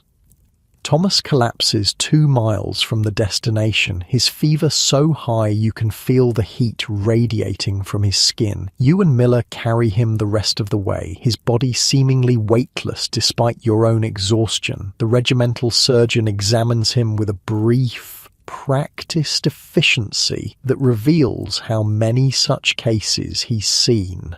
Pneumonia, he diagnoses. Get him to the hospital tent. We'll do what we can. What they can do, it turns out, is very little. Medicine in 1862 has few answers for pneumonia. They administer quinine for the fever, apply mustard plasters to his chest, and most importantly, keep him dry and as comfortable as possible in a crowded hospital tent. You visit whenever duties permit, watching Thomas grow weaker by the day. His cough deepens, bringing up alarming amounts of blood-tinged phlegm. His breathing becomes laboured, each inhalation a visible struggle. "Write to my ma," he asks during a moment of clarity, his voice a faint whisper. "Tell her I wasn't afraid in the battle. She'll want to know that. You'll write her yourself," you insist, trying to sound confident. "You'll be marching again in no time." He smiles faintly, not believing you but appreciating the effort. "Just make sure she knows," he says before falling into an exhausted sleep. That night, a different battle rages in the hospital tent, not against Confederate soldiers, but against disease. 3 men die before dawn, their bodies quietly removed to make space for new patients. Thomas survives, but barely, his breathing growing more laboured with each passing hour. The next morning brings an unexpected blessing. Sunshine. After nearly a week of relentless rain, the clouds part, allowing the first warm rays to dry the sodden landscape. The effect on camp morale is immediate and profound. Men emerge from tents like hibernating animals, spreading damp blankets and clothing on every available surface. Even the hospital benefits from the weather change. Tent flaps are rolled up, allowing fresh air to replace the miasma of sickness and disinfectant. Thomas's cot is moved to catch a patch of sunlight, the warmth seeming to ease his breathing slightly. "Good sign," Miller says, "visiting with you. Sun kills the bad humours. Always more deaths during rainy spells." For 2 days the weather holds, and with it comes a gradual improvement in Thomas's condition. His fever breaks, his cough, while still present, brings up clear phlegm instead of bloody discharge. The surgeon, making his rounds, nods with satisfaction. "He'll live, you know, madam. My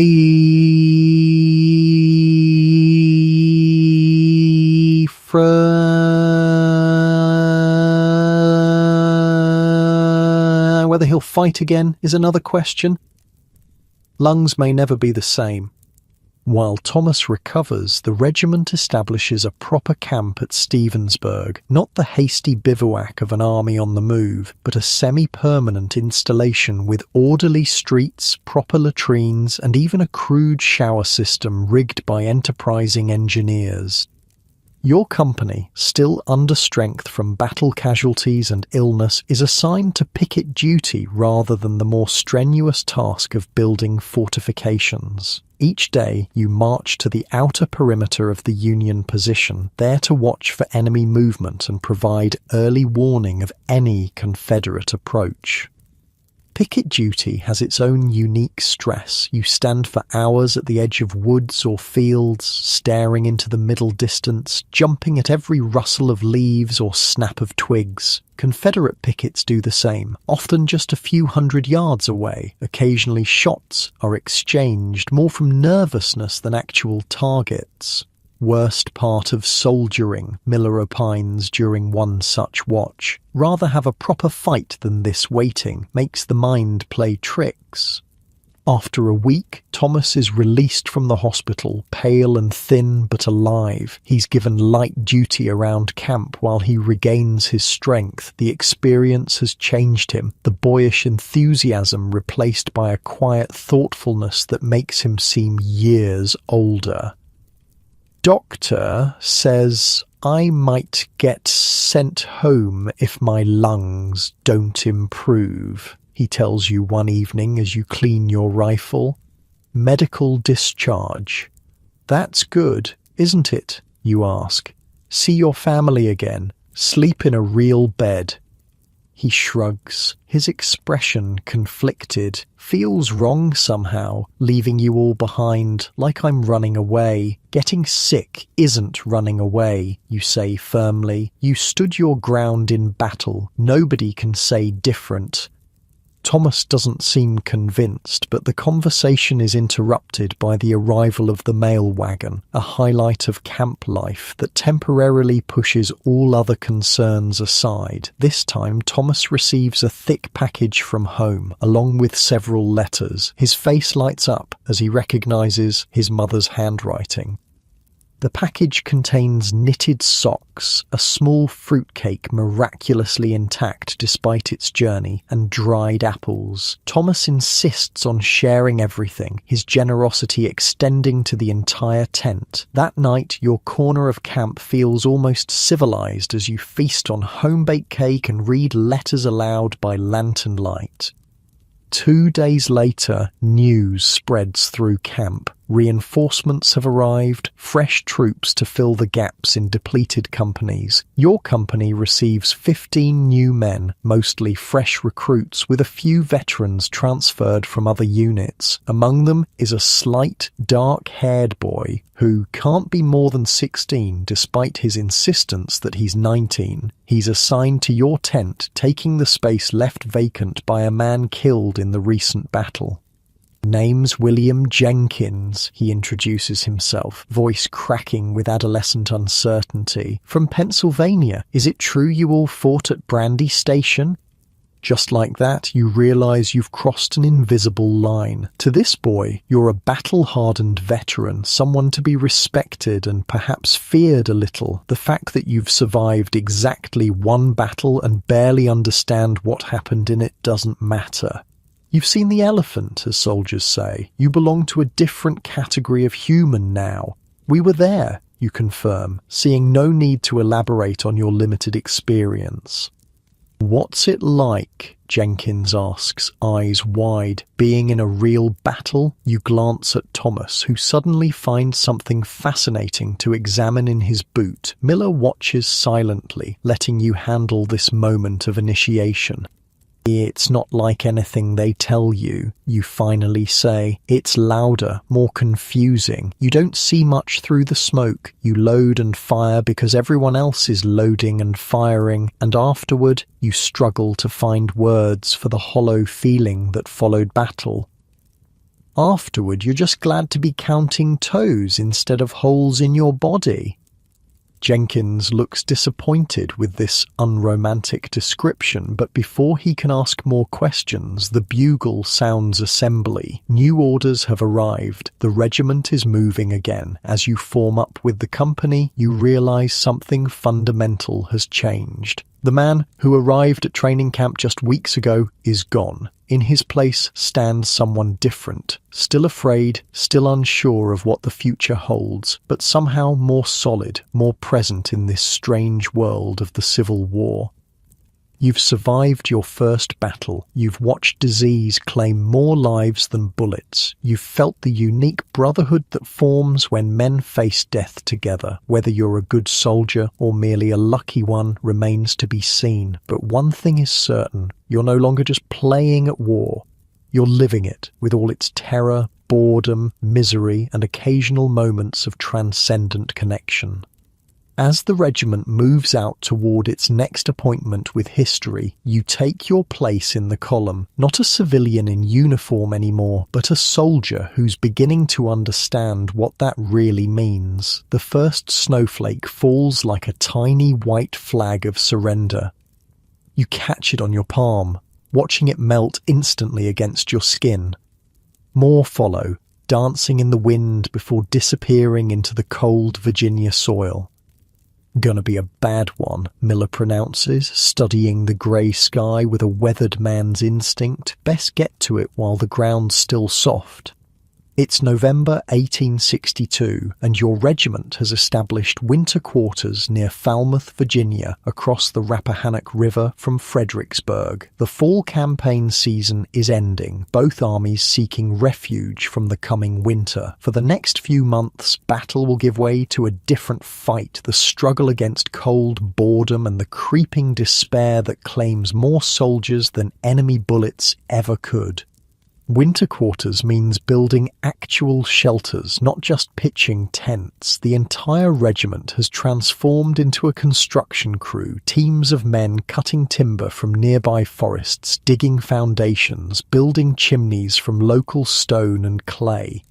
Your own squad, you, Miller, Thomas, whose lungs have improved enough to keep him with the regiment, and young Jenkins works methodically on your winter home. Following Miller's experienced direction, you've dug a rectangular pit about 18 inches deep, 4 feet wide, and 8 feet long. Deeper we dig, warmer we'll be, Miller explains, showing Jenkins how to square the corners. Heat rises, cold drops, you want to be below ground level. Around this foundation you build walls of logs, notched at the corners to fit snugly together. It's hard work, especially with limited tools. The regiment has few proper axes, and you make do with a dull hatchet and a borrowed spade. Your hands, once soft from civilian life, are now calloused and cracked, but stronger than you ever imagined they could be. Mud between the logs, Miller instructs, mixing clay soil with water to create a primitive mortar. Pack it tight. Every gap means cold air visiting uninvited. The hardest part is the chimney. With no brick available, you create a base of stones, then extend upward with a wooden frame lined with clay. It's a precarious design that will require constant maintenance to prevent fires, but it's the best that can be managed with available materials. First snow's always a warning, Thomas says, pausing to catch his breath. His lungs, while improved, still trouble him in the cold air. My pa used to say God sends it early to remind fools to prepare. By nightfall, the snow is falling steadily, transforming the landscape into something alien and beautiful. Your hut is barely half finished, walls up but no proper roof yet, just your tent canvas stretched across the top to keep out the worst of the snow. You sleep in the unfinished shelter anyway, huddled together for warmth, your breath visible in the cold air. The temperature drops through the night, and you wake repeatedly, shivering despite your blanket and greatcoat. By morning, a thin layer of snow covers your blankets, where breath condensed and froze. Welcome to winter campaign, Miller says, his beard frosted with ice. Summers for fighting, winters for surviving.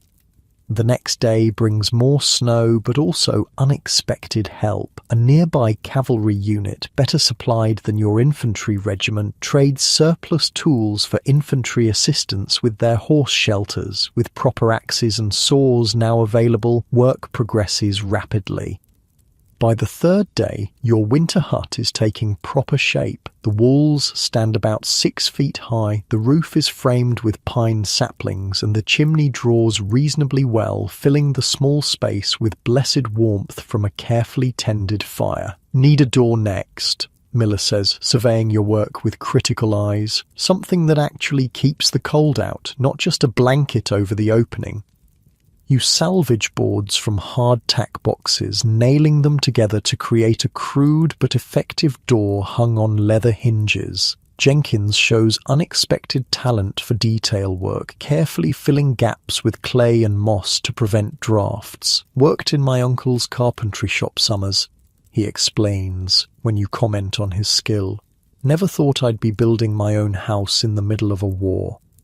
For that's what these structures are becoming, not just shelters, but homes. Throughout the regiment's camp, similar huts rise from the snowy ground, each reflecting the personality and ingenuity of its inhabitants. Some are plain wooden boxes, while others show surprising architectural flourishes, porches, decorative chimneys, even glass windows salvaged from abandoned farmhouses. Soldiers make do, Thomas observes, admiring a particularly elaborate hut where someone has created actual shingles from split wood. Give a soldier nothing but dirt and sticks, he'll build you a palace and complain it needs curtains. By the end of the week, your hut is complete, and none too soon. A proper winter storm descends, wind howling around the chimney, snow piling in drifts that reach the eaves in places. Inside, hunched around the small fire, you feel a surprising contentment. The space is cramped, smoky, and primitive by any civilian standard, but compared to a tent or open bivouac, it's practically luxurious. Home sweet home, Miller declares, using his knife to carve this sentiment into the wooden lintel above the door, at least till spring. The true challenge of winter quarters isn't building the shelters, it's filling the endless hours that follow. With no battles to fight or marches to make, the army settles into a strange routine of limited duties and vast stretches of unstructured time. Daily roll call continues, along with drilling when weather permits. Picket duty rotates through the companies, sending men to cold outposts along the river where they watch for enemy movement through swirling snow. Wood must be gathered constantly to feed hungry fires. But these activities occupy only a fraction of each day. Boredom kills more soldiers than bullets in winter, Miller tells Jenkins, who's grown restless after just a few days of confinement. Man's mind turns against him when it's got nothing to chew on but itself. Different men find different solutions to this problem. Some gamble endlessly, using cards, dice, or improvised games of chance to pass hours and exchange the few coins they possess. Others write letters, filling pages with detailed descriptions of camp life and carefully avoiding mentions of the dead or dying that might worry loved ones at home. Religious men form prayer groups, holding services in larger huts or gathering around visiting chaplains. The more musically inclined organize impromptu concerts, fiddles and harmonicas, creating moments of beauty amid the frozen landscape. Your own squad develops its own rhythms for surviving the long winter days. Miller spends hours maintaining equipment, not just his own, but everyone's in the hut. He shows you how to properly grease leather to prevent cracking in the cold, how to keep rifle mechanisms functioning despite frost, how to waterproof boots with a mixture of beeswax and tallow.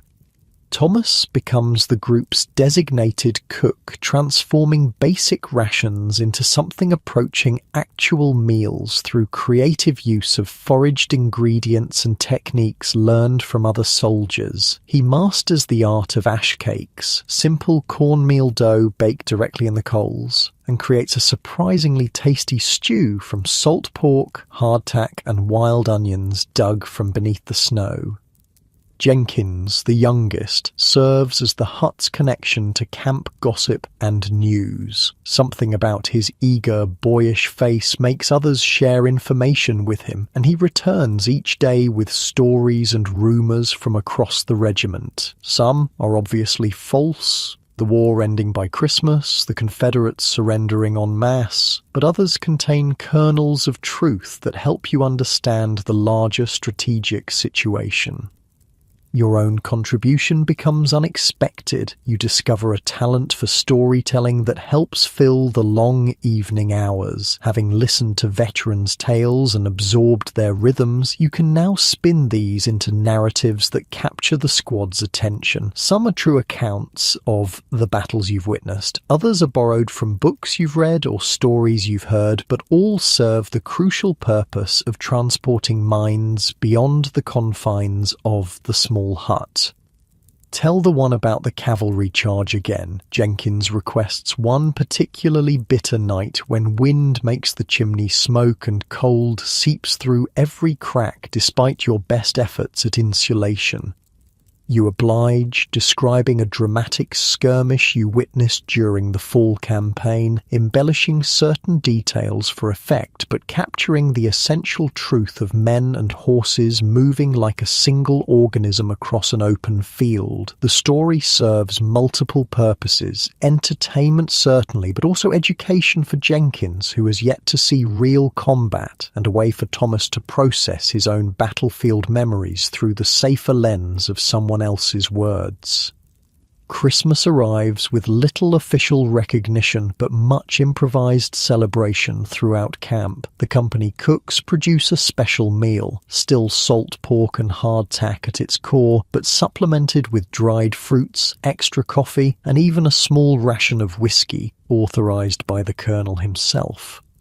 Your squad exchanges humble gifts: a carved wooden pipe from Miller to you, extra socks knitted from unravelled blanket yarn by Thomas, a surprisingly accurate sketch of the hut drawn by Jenkins that you all agree to mail home when possible. "Never thought I'd be saying Merry Christmas to you sorry lot instead of my family," Thomas says, his voice carrying both humour and homesickness. "But here we are, and I'm grateful at least for walls and a fire."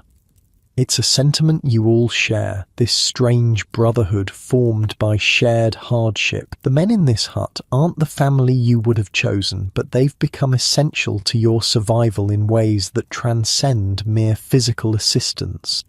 The new year brings intensified cold and the first serious outbreaks of disease. Pneumonia, typhoid, and various fevers sweep through the camp, claiming victims daily. The regimental surgeon is overwhelmed, his hospital tent, now reinforced with wooden walls, filled beyond capacity.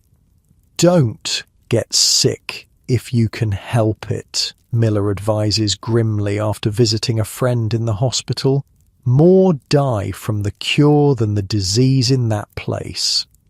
Your hut adopts stringent health measures under Miller's direction, regular airing out despite the cold, careful food preparation, drinking only boiled water. Whether through these precautions or simple luck, you avoid the worst illnesses, though all of you suffer from the persistent camp cough that becomes the soundtrack of winter quarters.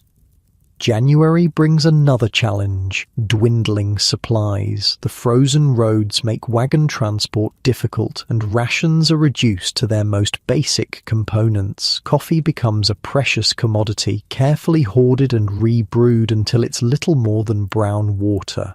Fresh meat disappears entirely, leaving only salt pork and beef so heavily preserved it must be soaked overnight to be edible. "Army logistics," Miller explains when Jenkins complains about the deteriorating food situation. "Summer and fall they stockpile for winter. By January supplies run low. By February we'll be eating our boots unless roads clear." He's only half joking. Veterans tell stories of previous winters when men boiled leather straps for soup, ate bark and roots, or went days with nothing but melted snow and hardtack too worm-eaten to be recognized as food. Your squad supplements official rations through a combination of foraging, trading, and occasional nighttime expeditions that Miller refers to as requisitioning rather than the more accurate stealing. These activities exist in a grey area, officially prohibited but tacitly accepted by officers who know that hungry men make poor soldiers. A particularly successful requisition from a sutler's poorly guarded wagon yields coffee beans, sugar, and most precious of all, tobacco. None of you were regular smokers in civilian life, but in the cold isolation of winter camp, pipes become essential companions, the ritual of smoking as important as the tobacco itself. Nothing worse than a bored, cold, hungry soldier with no tobacco, Miller observes, carefully dividing the precious leaves. That's when men start thinking about desertion.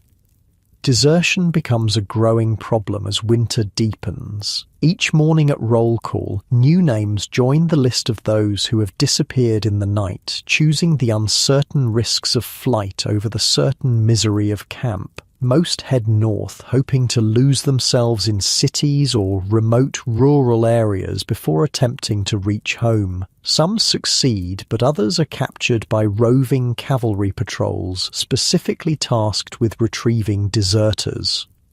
The punishment for captured deserters is severe: flogging in minor cases, execution for repeat offenders or those who deserted in the face of enemy action. Your regiment witnesses one such execution in late January. The entire command formed in a hollow square around a freshly dug grave and wooden post. The condemned man, a repeat deserter caught trying to cross Union lines dressed as a civilian, faces his end with a strange calm that's more disturbing than fear or defiance would be. The firing squad does its work efficiently, and the regiment is marched past the fallen body as a warning against similar thoughts. "Won't stop it," Miller says that evening, his face grim in the firelight. "Might even increase it. Some men see death as preferable to one more day of this." February arrives with a temporary thaw that transforms the camp from frozen misery to liquid misery. Snow melts into mud so deep that moving between huts requires boards laid as walkways. The carefully dug drainage ditches around your shelter overflow, allowing water to seep through the ground and into your living space. For 3 days you sleep on raised platforms of branches while inches of water cover the floor of your hut. The fire sputters and nearly dies in the damp conditions. Everything, clothing, blankets, food, develops a persistent moistness that breeds mildew and rot. "This is why I hate Virginia," Thomas grumbles, wringing water from his socks for the 3rd time in a day. "Can't make up its mind. Too cold to live, then too wet to breathe. Pick a misery and stick with it." The thaw brings one blessing, however: fresh supplies. Wagons finally reach camp, bringing not just basic rations, but actual mail, the first in nearly a month. Letters from home create a temporary lifting of spirits throughout the regiment.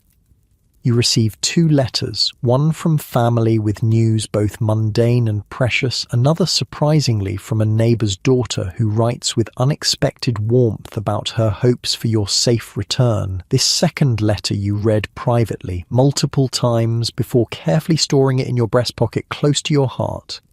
Jenkins receives nothing, his family having moved without leaving a forwarding address. His disappointment is palpable, a reminder of how young he truly is despite his increasing adaptation to soldier life. "You can share mine," you offer, echoing Thomas's gesture to you months earlier. "Nothing private, just news from home."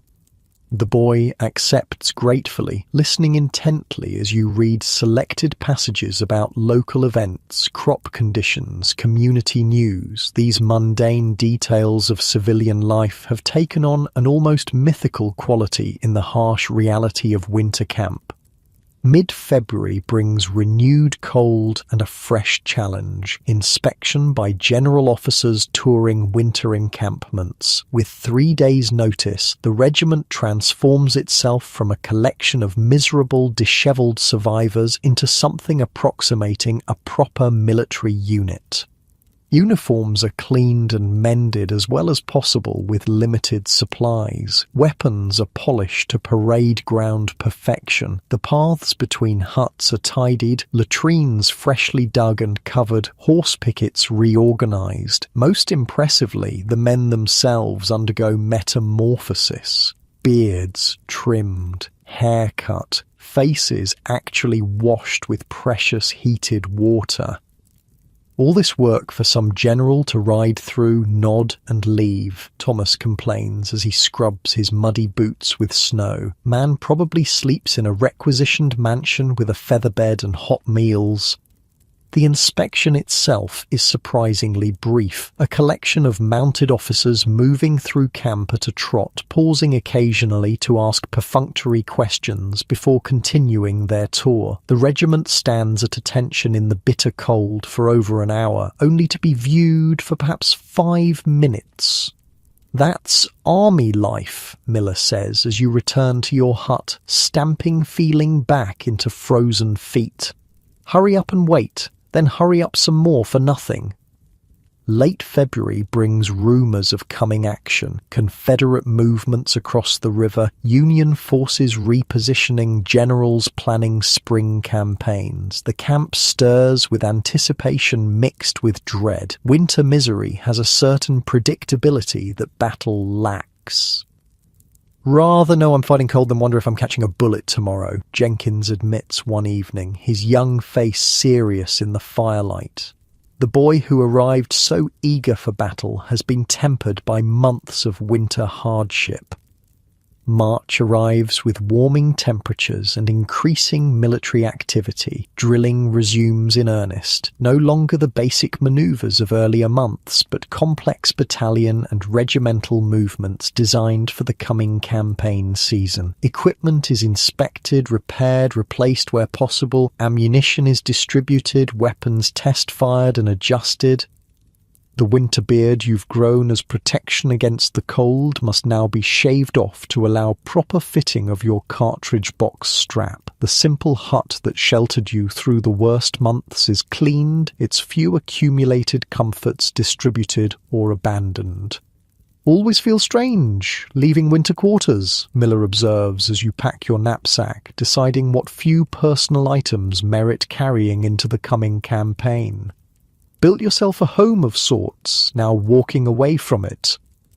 There's unexpected emotion in dismantling the small space that has sheltered you through months of hardship. This crude structure of logs and clay has been more than mere protection from elements. It's been the setting for a unique kind of bond formed between men who might never have met in civilian life. The night before marching orders are expected, your squad sits around the fire for a final evening in the hut. No one speaks much, each man lost in private thoughts about what the spring campaign might bring. Jenkins whittles nervously at a piece of pine. Thomas writes what might be his final letter home before moving out. Miller methodically checks his equipment, a ritual you've seen countless times. "Might be our last night altogether," Thomas finally says, voicing what everyone's thinking. "No telling who comes back from the next scrap." "Cheerful thought," you reply, trying for lightness but achieving only strained humour. Miller looks up from his equipment check. "Been through 3 winters in this army," he says. "Each spring make new friends to replace those who didn't make it. Nature of war." He returns to his work, then adds quietly, "But I hope we all sit around a fire again come next winter." It's as close to sentimentality as you've ever heard from him, and it creates a moment of silence broken only by the crackling fire. "We will," Jenkins says with the simple certainty of youth. "All of us."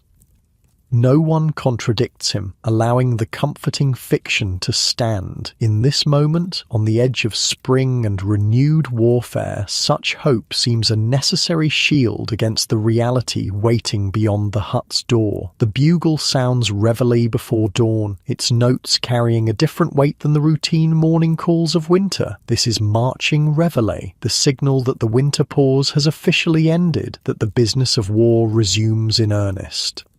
You step outside into the grey pre-dawn light, knapsack packed, rifle cleaned, 60 rounds of ammunition in your cartridge box. Around you, the regiment assembles, forming into companies that seem painfully under strength after winter's toll of disease and desertion. The huts that sheltered you through months of cold stand empty now, already beginning to look abandoned, though their occupants still form ranks nearby. In a matter of hours, these carefully constructed shelters will be just another set of ruins in a landscape increasingly defined by the artifacts of war. Forward march. The command ripples down the line, and the regiment moves out, leaving winter quarters behind. No one looks back, partly from military discipline, partly from the superstition that many soldiers hold about not watching something recede that you hope to see again. The spring campaign has begun. The relative safety of winter confinement gives way to the uncertainty of active warfare. The bonds forged in that small hut will now be tested in a crucible of marching, hunger, fear, and ultimately battle. As your boots break the thin crust of frost on the road leading south, you realize something important has changed during the winter months. You're no longer just surviving as a Civil War soldier. You've become one, fully integrated into this strange brotherhood of shared suffering and purpose. Whether that transformation will help you survive the coming campaign remains to be seen, but as the rising sun burns away the morning mist, illuminating the long blue column stretching ahead and behind, you feel a complex emotion that contains both dread and pride. You've survived a winter in the Union Army, something thousands failed to do. Whatever comes next, that achievement can't be taken from you. The question now is what price the spring will demand for its own passage. The war doesn't end for you with a grand battle or heroic charge. It ends with a letter delivered to your regiment in early May 1865, a full month after Lee's surrender at Appomattox. Honourable discharge, the captain announces, handing you the official paper with its ornate letterhead and formal language. Medical reasons. Report to Washington for processing and final pay. You stare at the document, trying to process its meaning. After nearly 3 years of service, hundreds of miles marched, a dozen battles survived. It ends not with a bang, but with a bureaucratic whisper.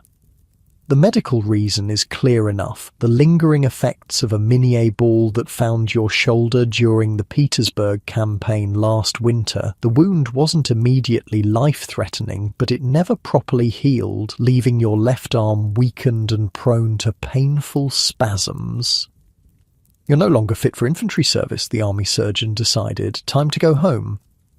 Lucky bastard, Thomas says, without rancour when you show him the discharge. He's changed dramatically from the farm boy who joined with you in '62, now a sergeant with hard eyes and a scar that pulls his mouth into a permanent half-grimace. War's over anyway. Just mopping up now?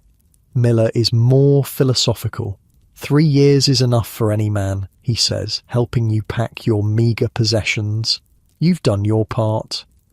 Of your original squad, only Miller, Thomas, and you remain. Jenkins didn't survive the wilderness, lost in that terrible burning forest where men shot at muzzle flashes and fought unseeing through underbrush. You never found his body. So many were simply listed as missing after those chaotic days. Others joined your squad, fought alongside you, died or were wounded or simply transferred elsewhere as the great shuffling of men continued through years of war. Their faces blur in your memory now, distinguished more by how they left than who they were. The boy who took a shell fragment through the neck at Cold Harbor, the replacement who lasted 6 hours before typhoid claimed him, the veteran from another regiment who stepped on a mine outside Petersburg. Saying goodbye is both harder and easier than you expected. Hard because these men have been your world for 3 years, a family forged in experiences no outsider could comprehend. Easy because soldiers learn early that attachment is dangerous. Every friend lost is away a piece of yourself until there's nothing left to give. Write if you can, Thomas says gruffly, shaking your hand with uncharacteristic formality. Stay away from windows, Miller advises with gallows humour. Snipers love targeting veterans who survived the whole damn war. The journey home is disorienting. From the disciplined environment of the regiment, you're suddenly thrust into the chaotic civilian world. Railroad stations crowded with travellers, cities bustling with commerce, as if war had been a distant inconvenience rather than a national bloodletting. In Washington, you join hundreds of other discharged soldiers navigating a bureaucratic maze to receive final pay and official papers. The process takes days, during which you sleep in boarding houses filled with men like yourself, displaced warriors whose purpose has suddenly evaporated. The conversations in these temporary shelters reveal a universal uncertainty. What now, after years of having every decision made by others, every need, however poorly, provided by the army? How does one simply resume civilian life? Going back to farming, announces a one-legged artillery sergeant from Ohio, can still plough with a peg leg, just got to train the horses not to spook at it. Opening a store, says another veteran, his empty right sleeve pinned neatly to his shoulder. Army taught me about supply. Figure I can apply that to peacetime goods. Some have no plans, no homes to return to. The war consumed everything they left behind. Farms burned, families relocated, opportunities vanished. These men speak vaguely of heading west, finding new beginnings in territories where the war's shadow might not reach. You listen to these discussions but contribute little. Your own future remains undefined, clouded by the persistent ache in your shoulder and the more insidious pain that has no physical location but seems to permeate your very being. When your turn finally comes at the disbursement office, you receive 103.42, final pay, clothing allowance and travel stipend combined. 3 years of service reduced to a sum that would barely buy a decent horse in peacetime. Sign here, the clerk says mechanically, pushing a form across the desk, acknowledges receipt of funds and terminates all claims against the United States government related to your service. You sign, watching your hand form the signature as if it belongs to someone else. That simple act severs the last official connection to your soldier identity. You are, on paper at least, a civilian again.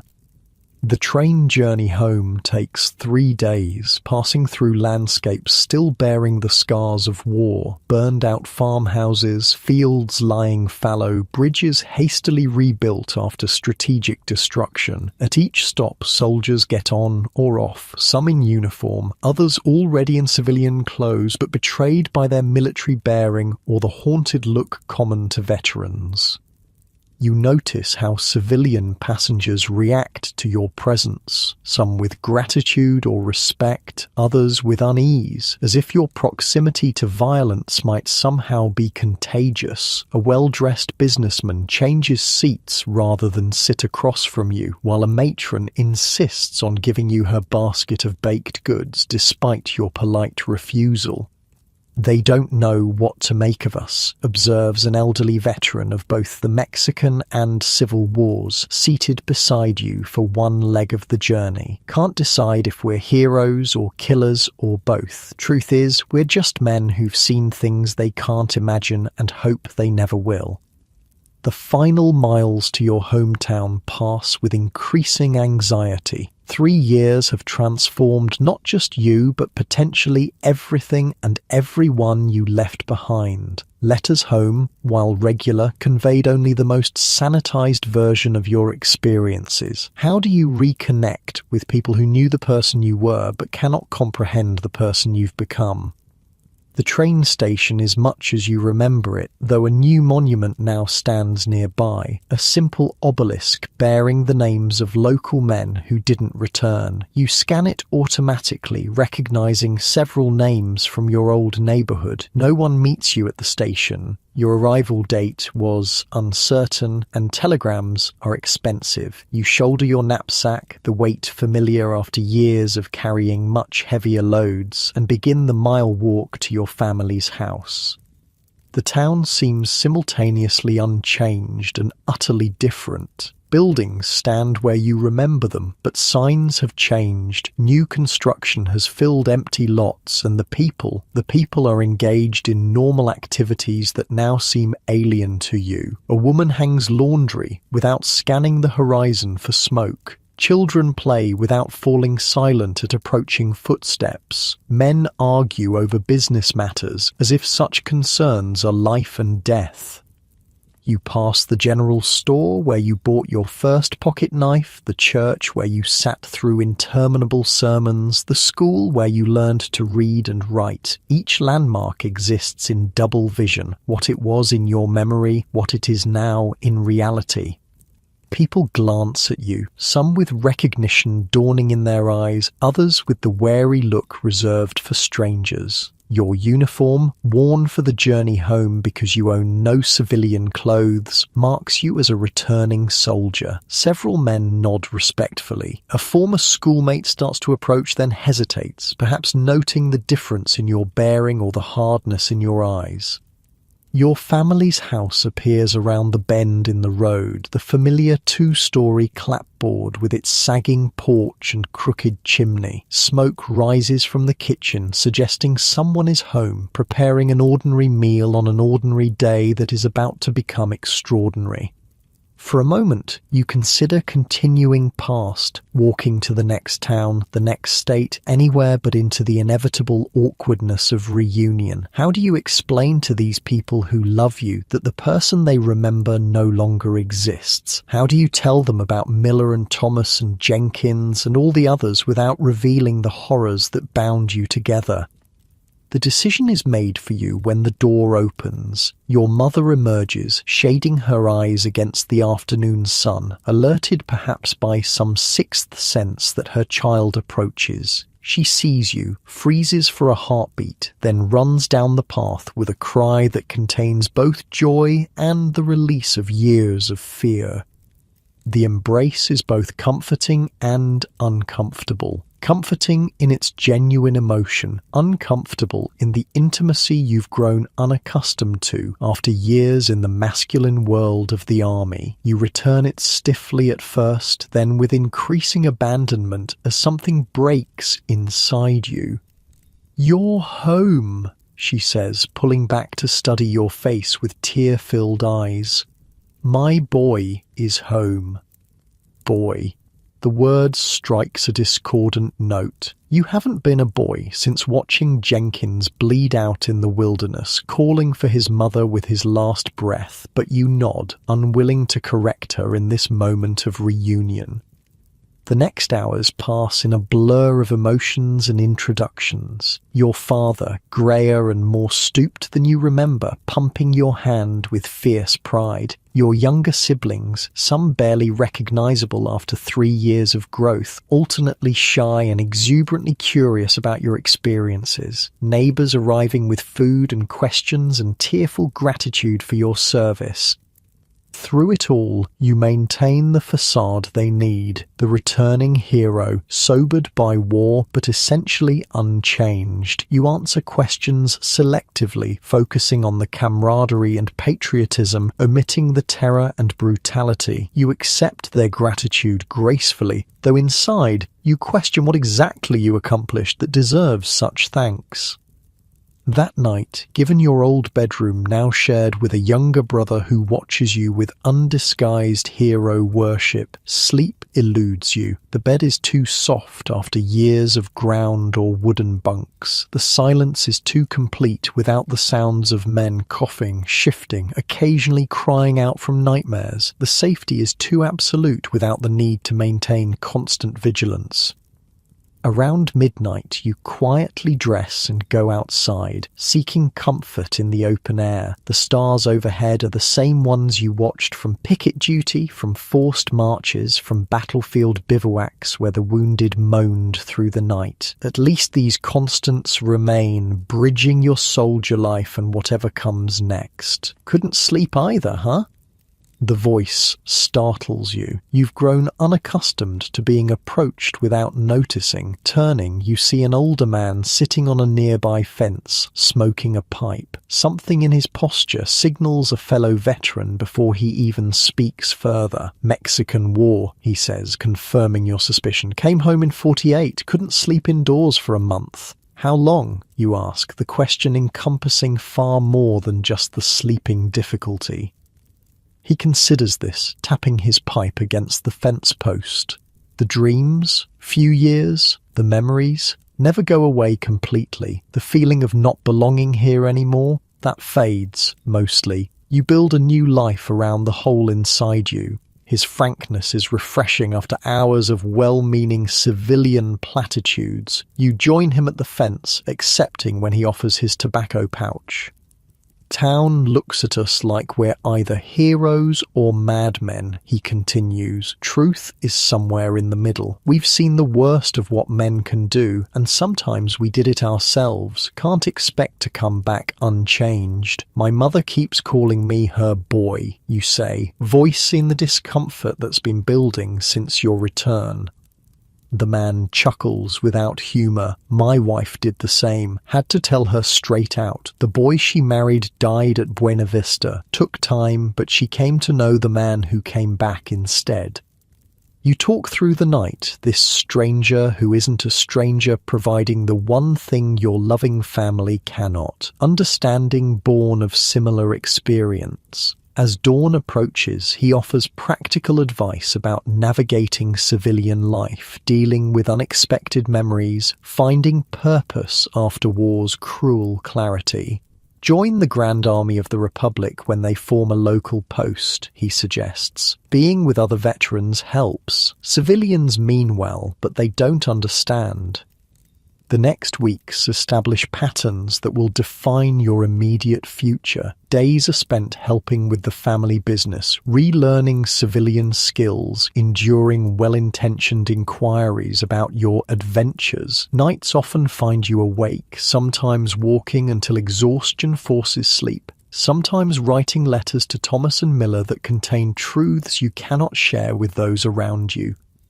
Your shoulder pain continues, sometimes mild, sometimes debilitating. The local doctor, who never saw a battlefield amputation or extracted a bullet while under artillery fire, prescribes ineffective tonics and suggests the pain may be nervous in origin, a diplomatic way of implying it exists primarily in your mind. The nightmares come regularly, tangled reliving of battles, faces of the dead, moments of terror and guilt from 3 years of war. You learn to wake silently, to calm your breathing before it alerts others, to sit in darkness until the images fade enough to attempt sleep again. Civilian clothes feel wrong on your body, the fabric's too soft, the fit too loose after years of uniform. Civilian conversations seem trivial, focused on local gossip and business concerns rather than the life and death simplicity of war. Civilian priorities, appearance, social standing, minor slights strike you as absurdly unimportant after watching men die for higher principles. The neighbour's daughter who wrote to you during the war becomes a bright spot in this difficult transition. Unlike others, she doesn't press for war stories or treat you like a curiosity. She simply walks with you, talks about books and ideas, allows silences to exist, without awkward attempts to fill them.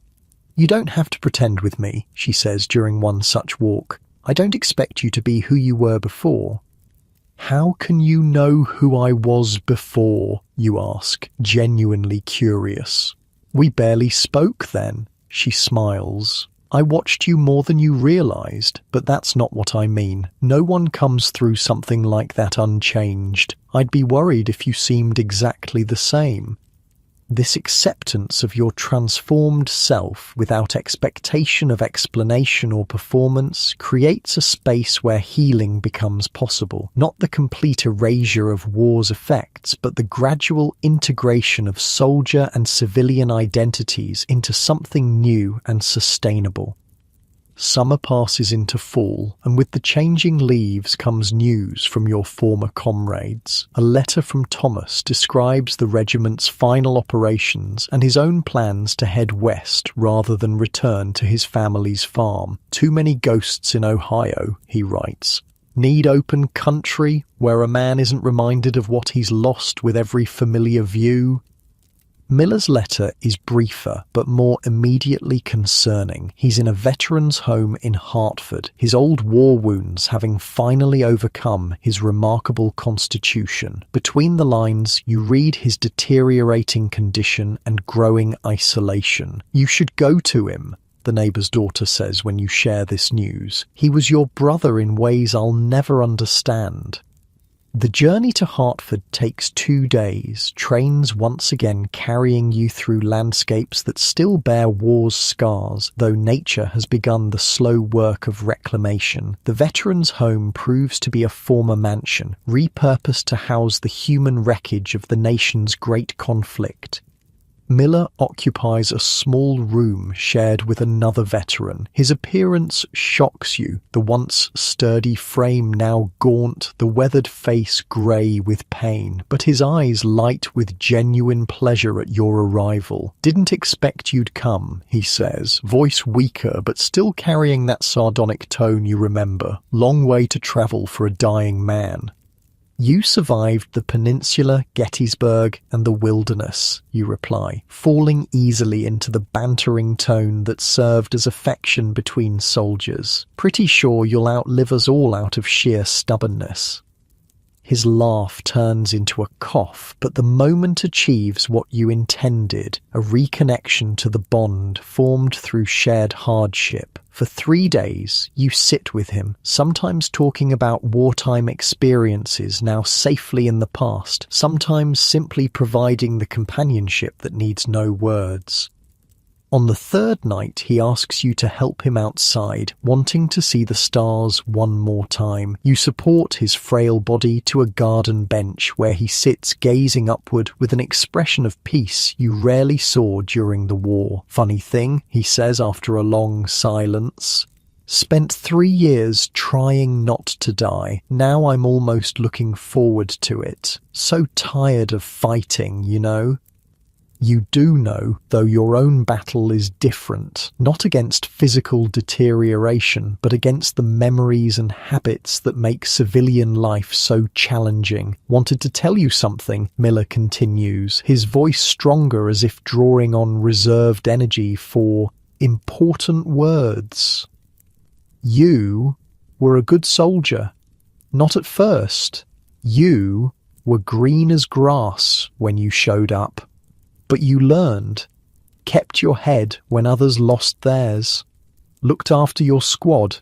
Man couldn't ask for a better comrade." The simple praise coming from this man whose respect was so hard-earned means more than all the hero accolades from well-meaning civilians. It acknowledges not just what you endured, but how you conducted yourself through that endurance. "Learned from the best," you reply, your voice rough with emotion. Miller snorts.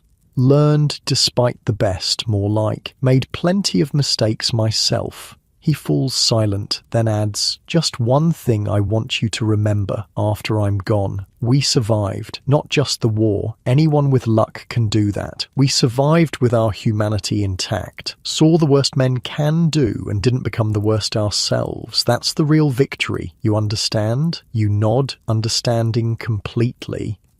Miller dies 3 days later, slipping away quietly in his sleep, a peaceful end that seems almost unfair given the violence that defined so much of his life. You arrange for his burial with his few possessions, including the tattered diary he kept throughout the war, which he explicitly left to you.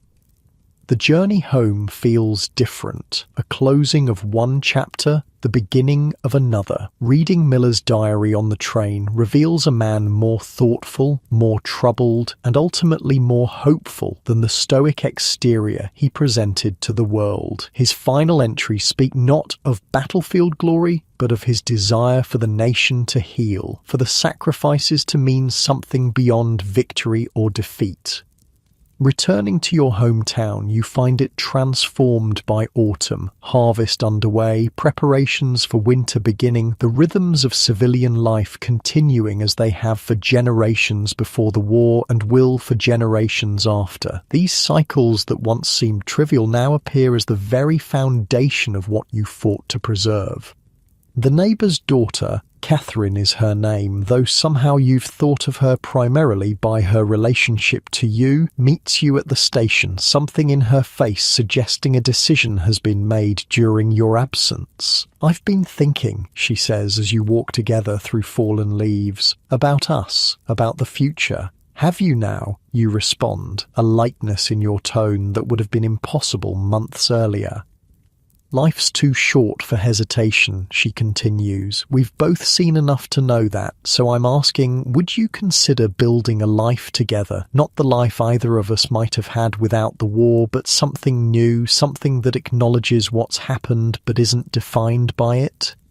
The directness of her proposal, so contrary to traditional courtship expectations, reveals how deeply she understands what you need. Not delicate illusions or social performances, but honest communication between equals. "I'm not whole," you feel compelled to warn.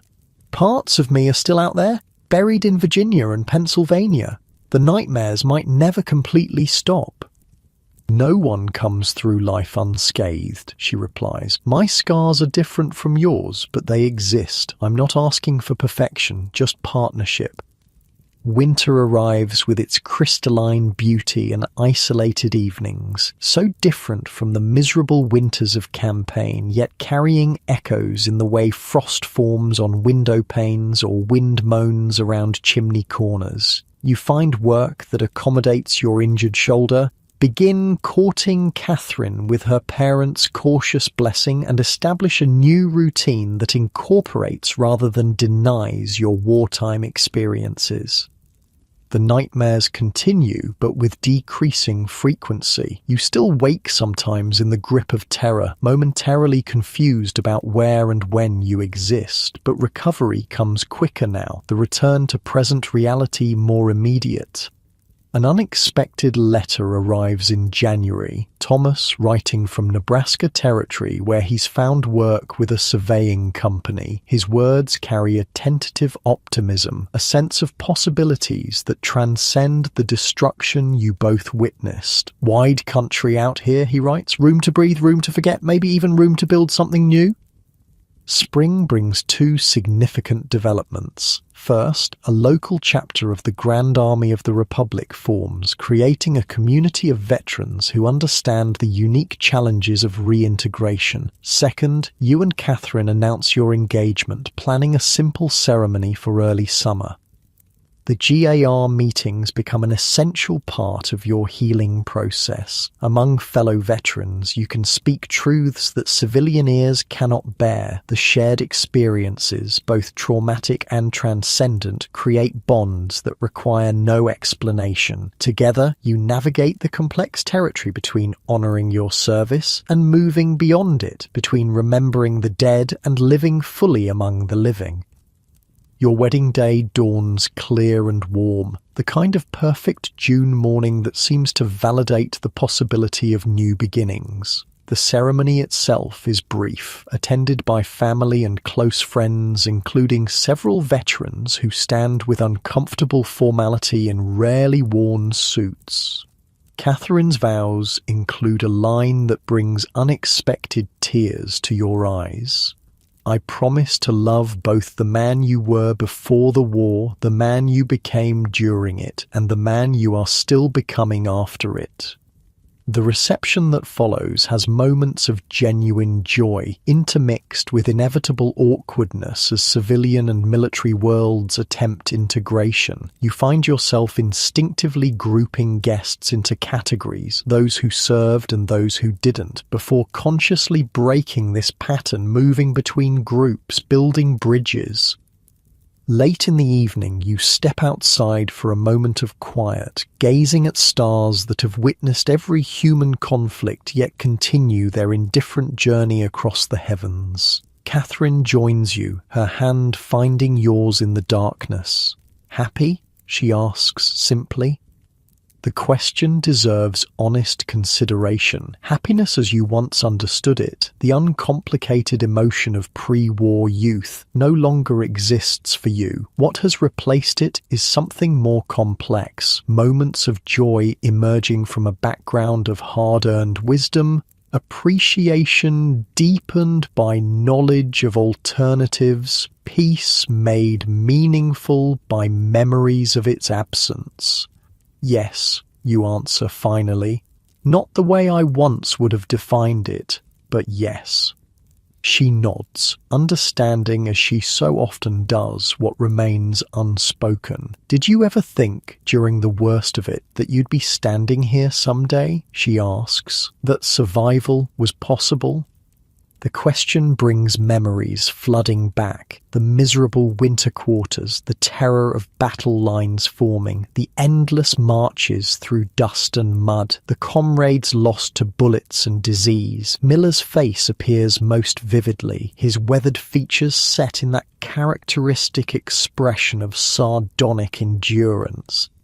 Or sometimes, you admit, not often, but sometimes, there were men who never lost sight of after, who carried pictures of home, who talked about what they'd do when it was over. I think they survived better than those who couldn't see past the next battle. And you? What kept you going? You consider this, searching for the truth beneath convenient answers. At first, just not wanting to die, then not wanting to let down the men beside me. By the end, it was wanting to be worthy of coming back, wanting to be someone who could live in peace again without bringing war back with him. She squeezes your hand. You are. Not because you've forgotten or because you pretend it didn't change you, but because you've found a way to carry it without being crushed by it. As you stand there in the gathering darkness, the sounds of celebration continuing behind you, you realize something profound. The question that has haunted you since discharge, could you survive as a Civil War soldier, was only half the question. The full version, the one that truly matters, is, could you survive as a Civil War soldier and then learn to live as something else?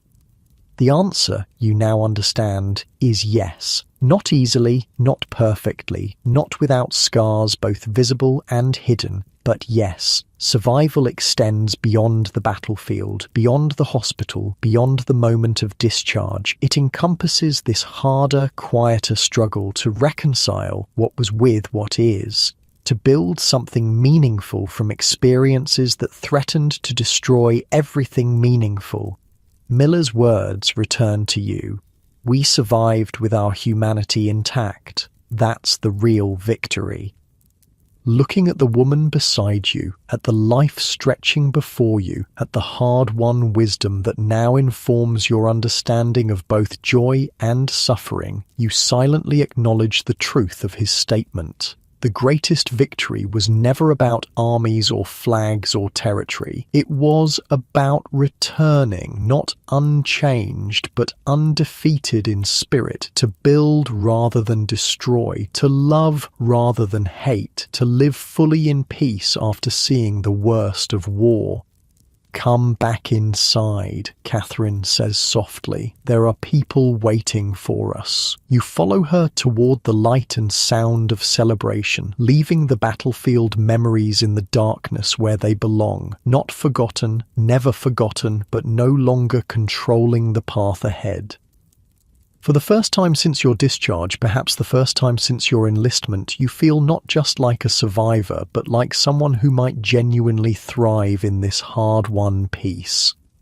The question has been answered. You could survive as a Civil War soldier, and more importantly, you can survive as the man who comes after, carrying those experiences into a future limited only by your willingness to embrace it. As you sink deeper into your warm, comfortable bed, allow that thought to settle into your mind. The greatest courage isn't in fighting battles, but in continuing forward after they end, in choosing life even after witnessing so much death, in finding peace within yourself when the world has shown you its worst.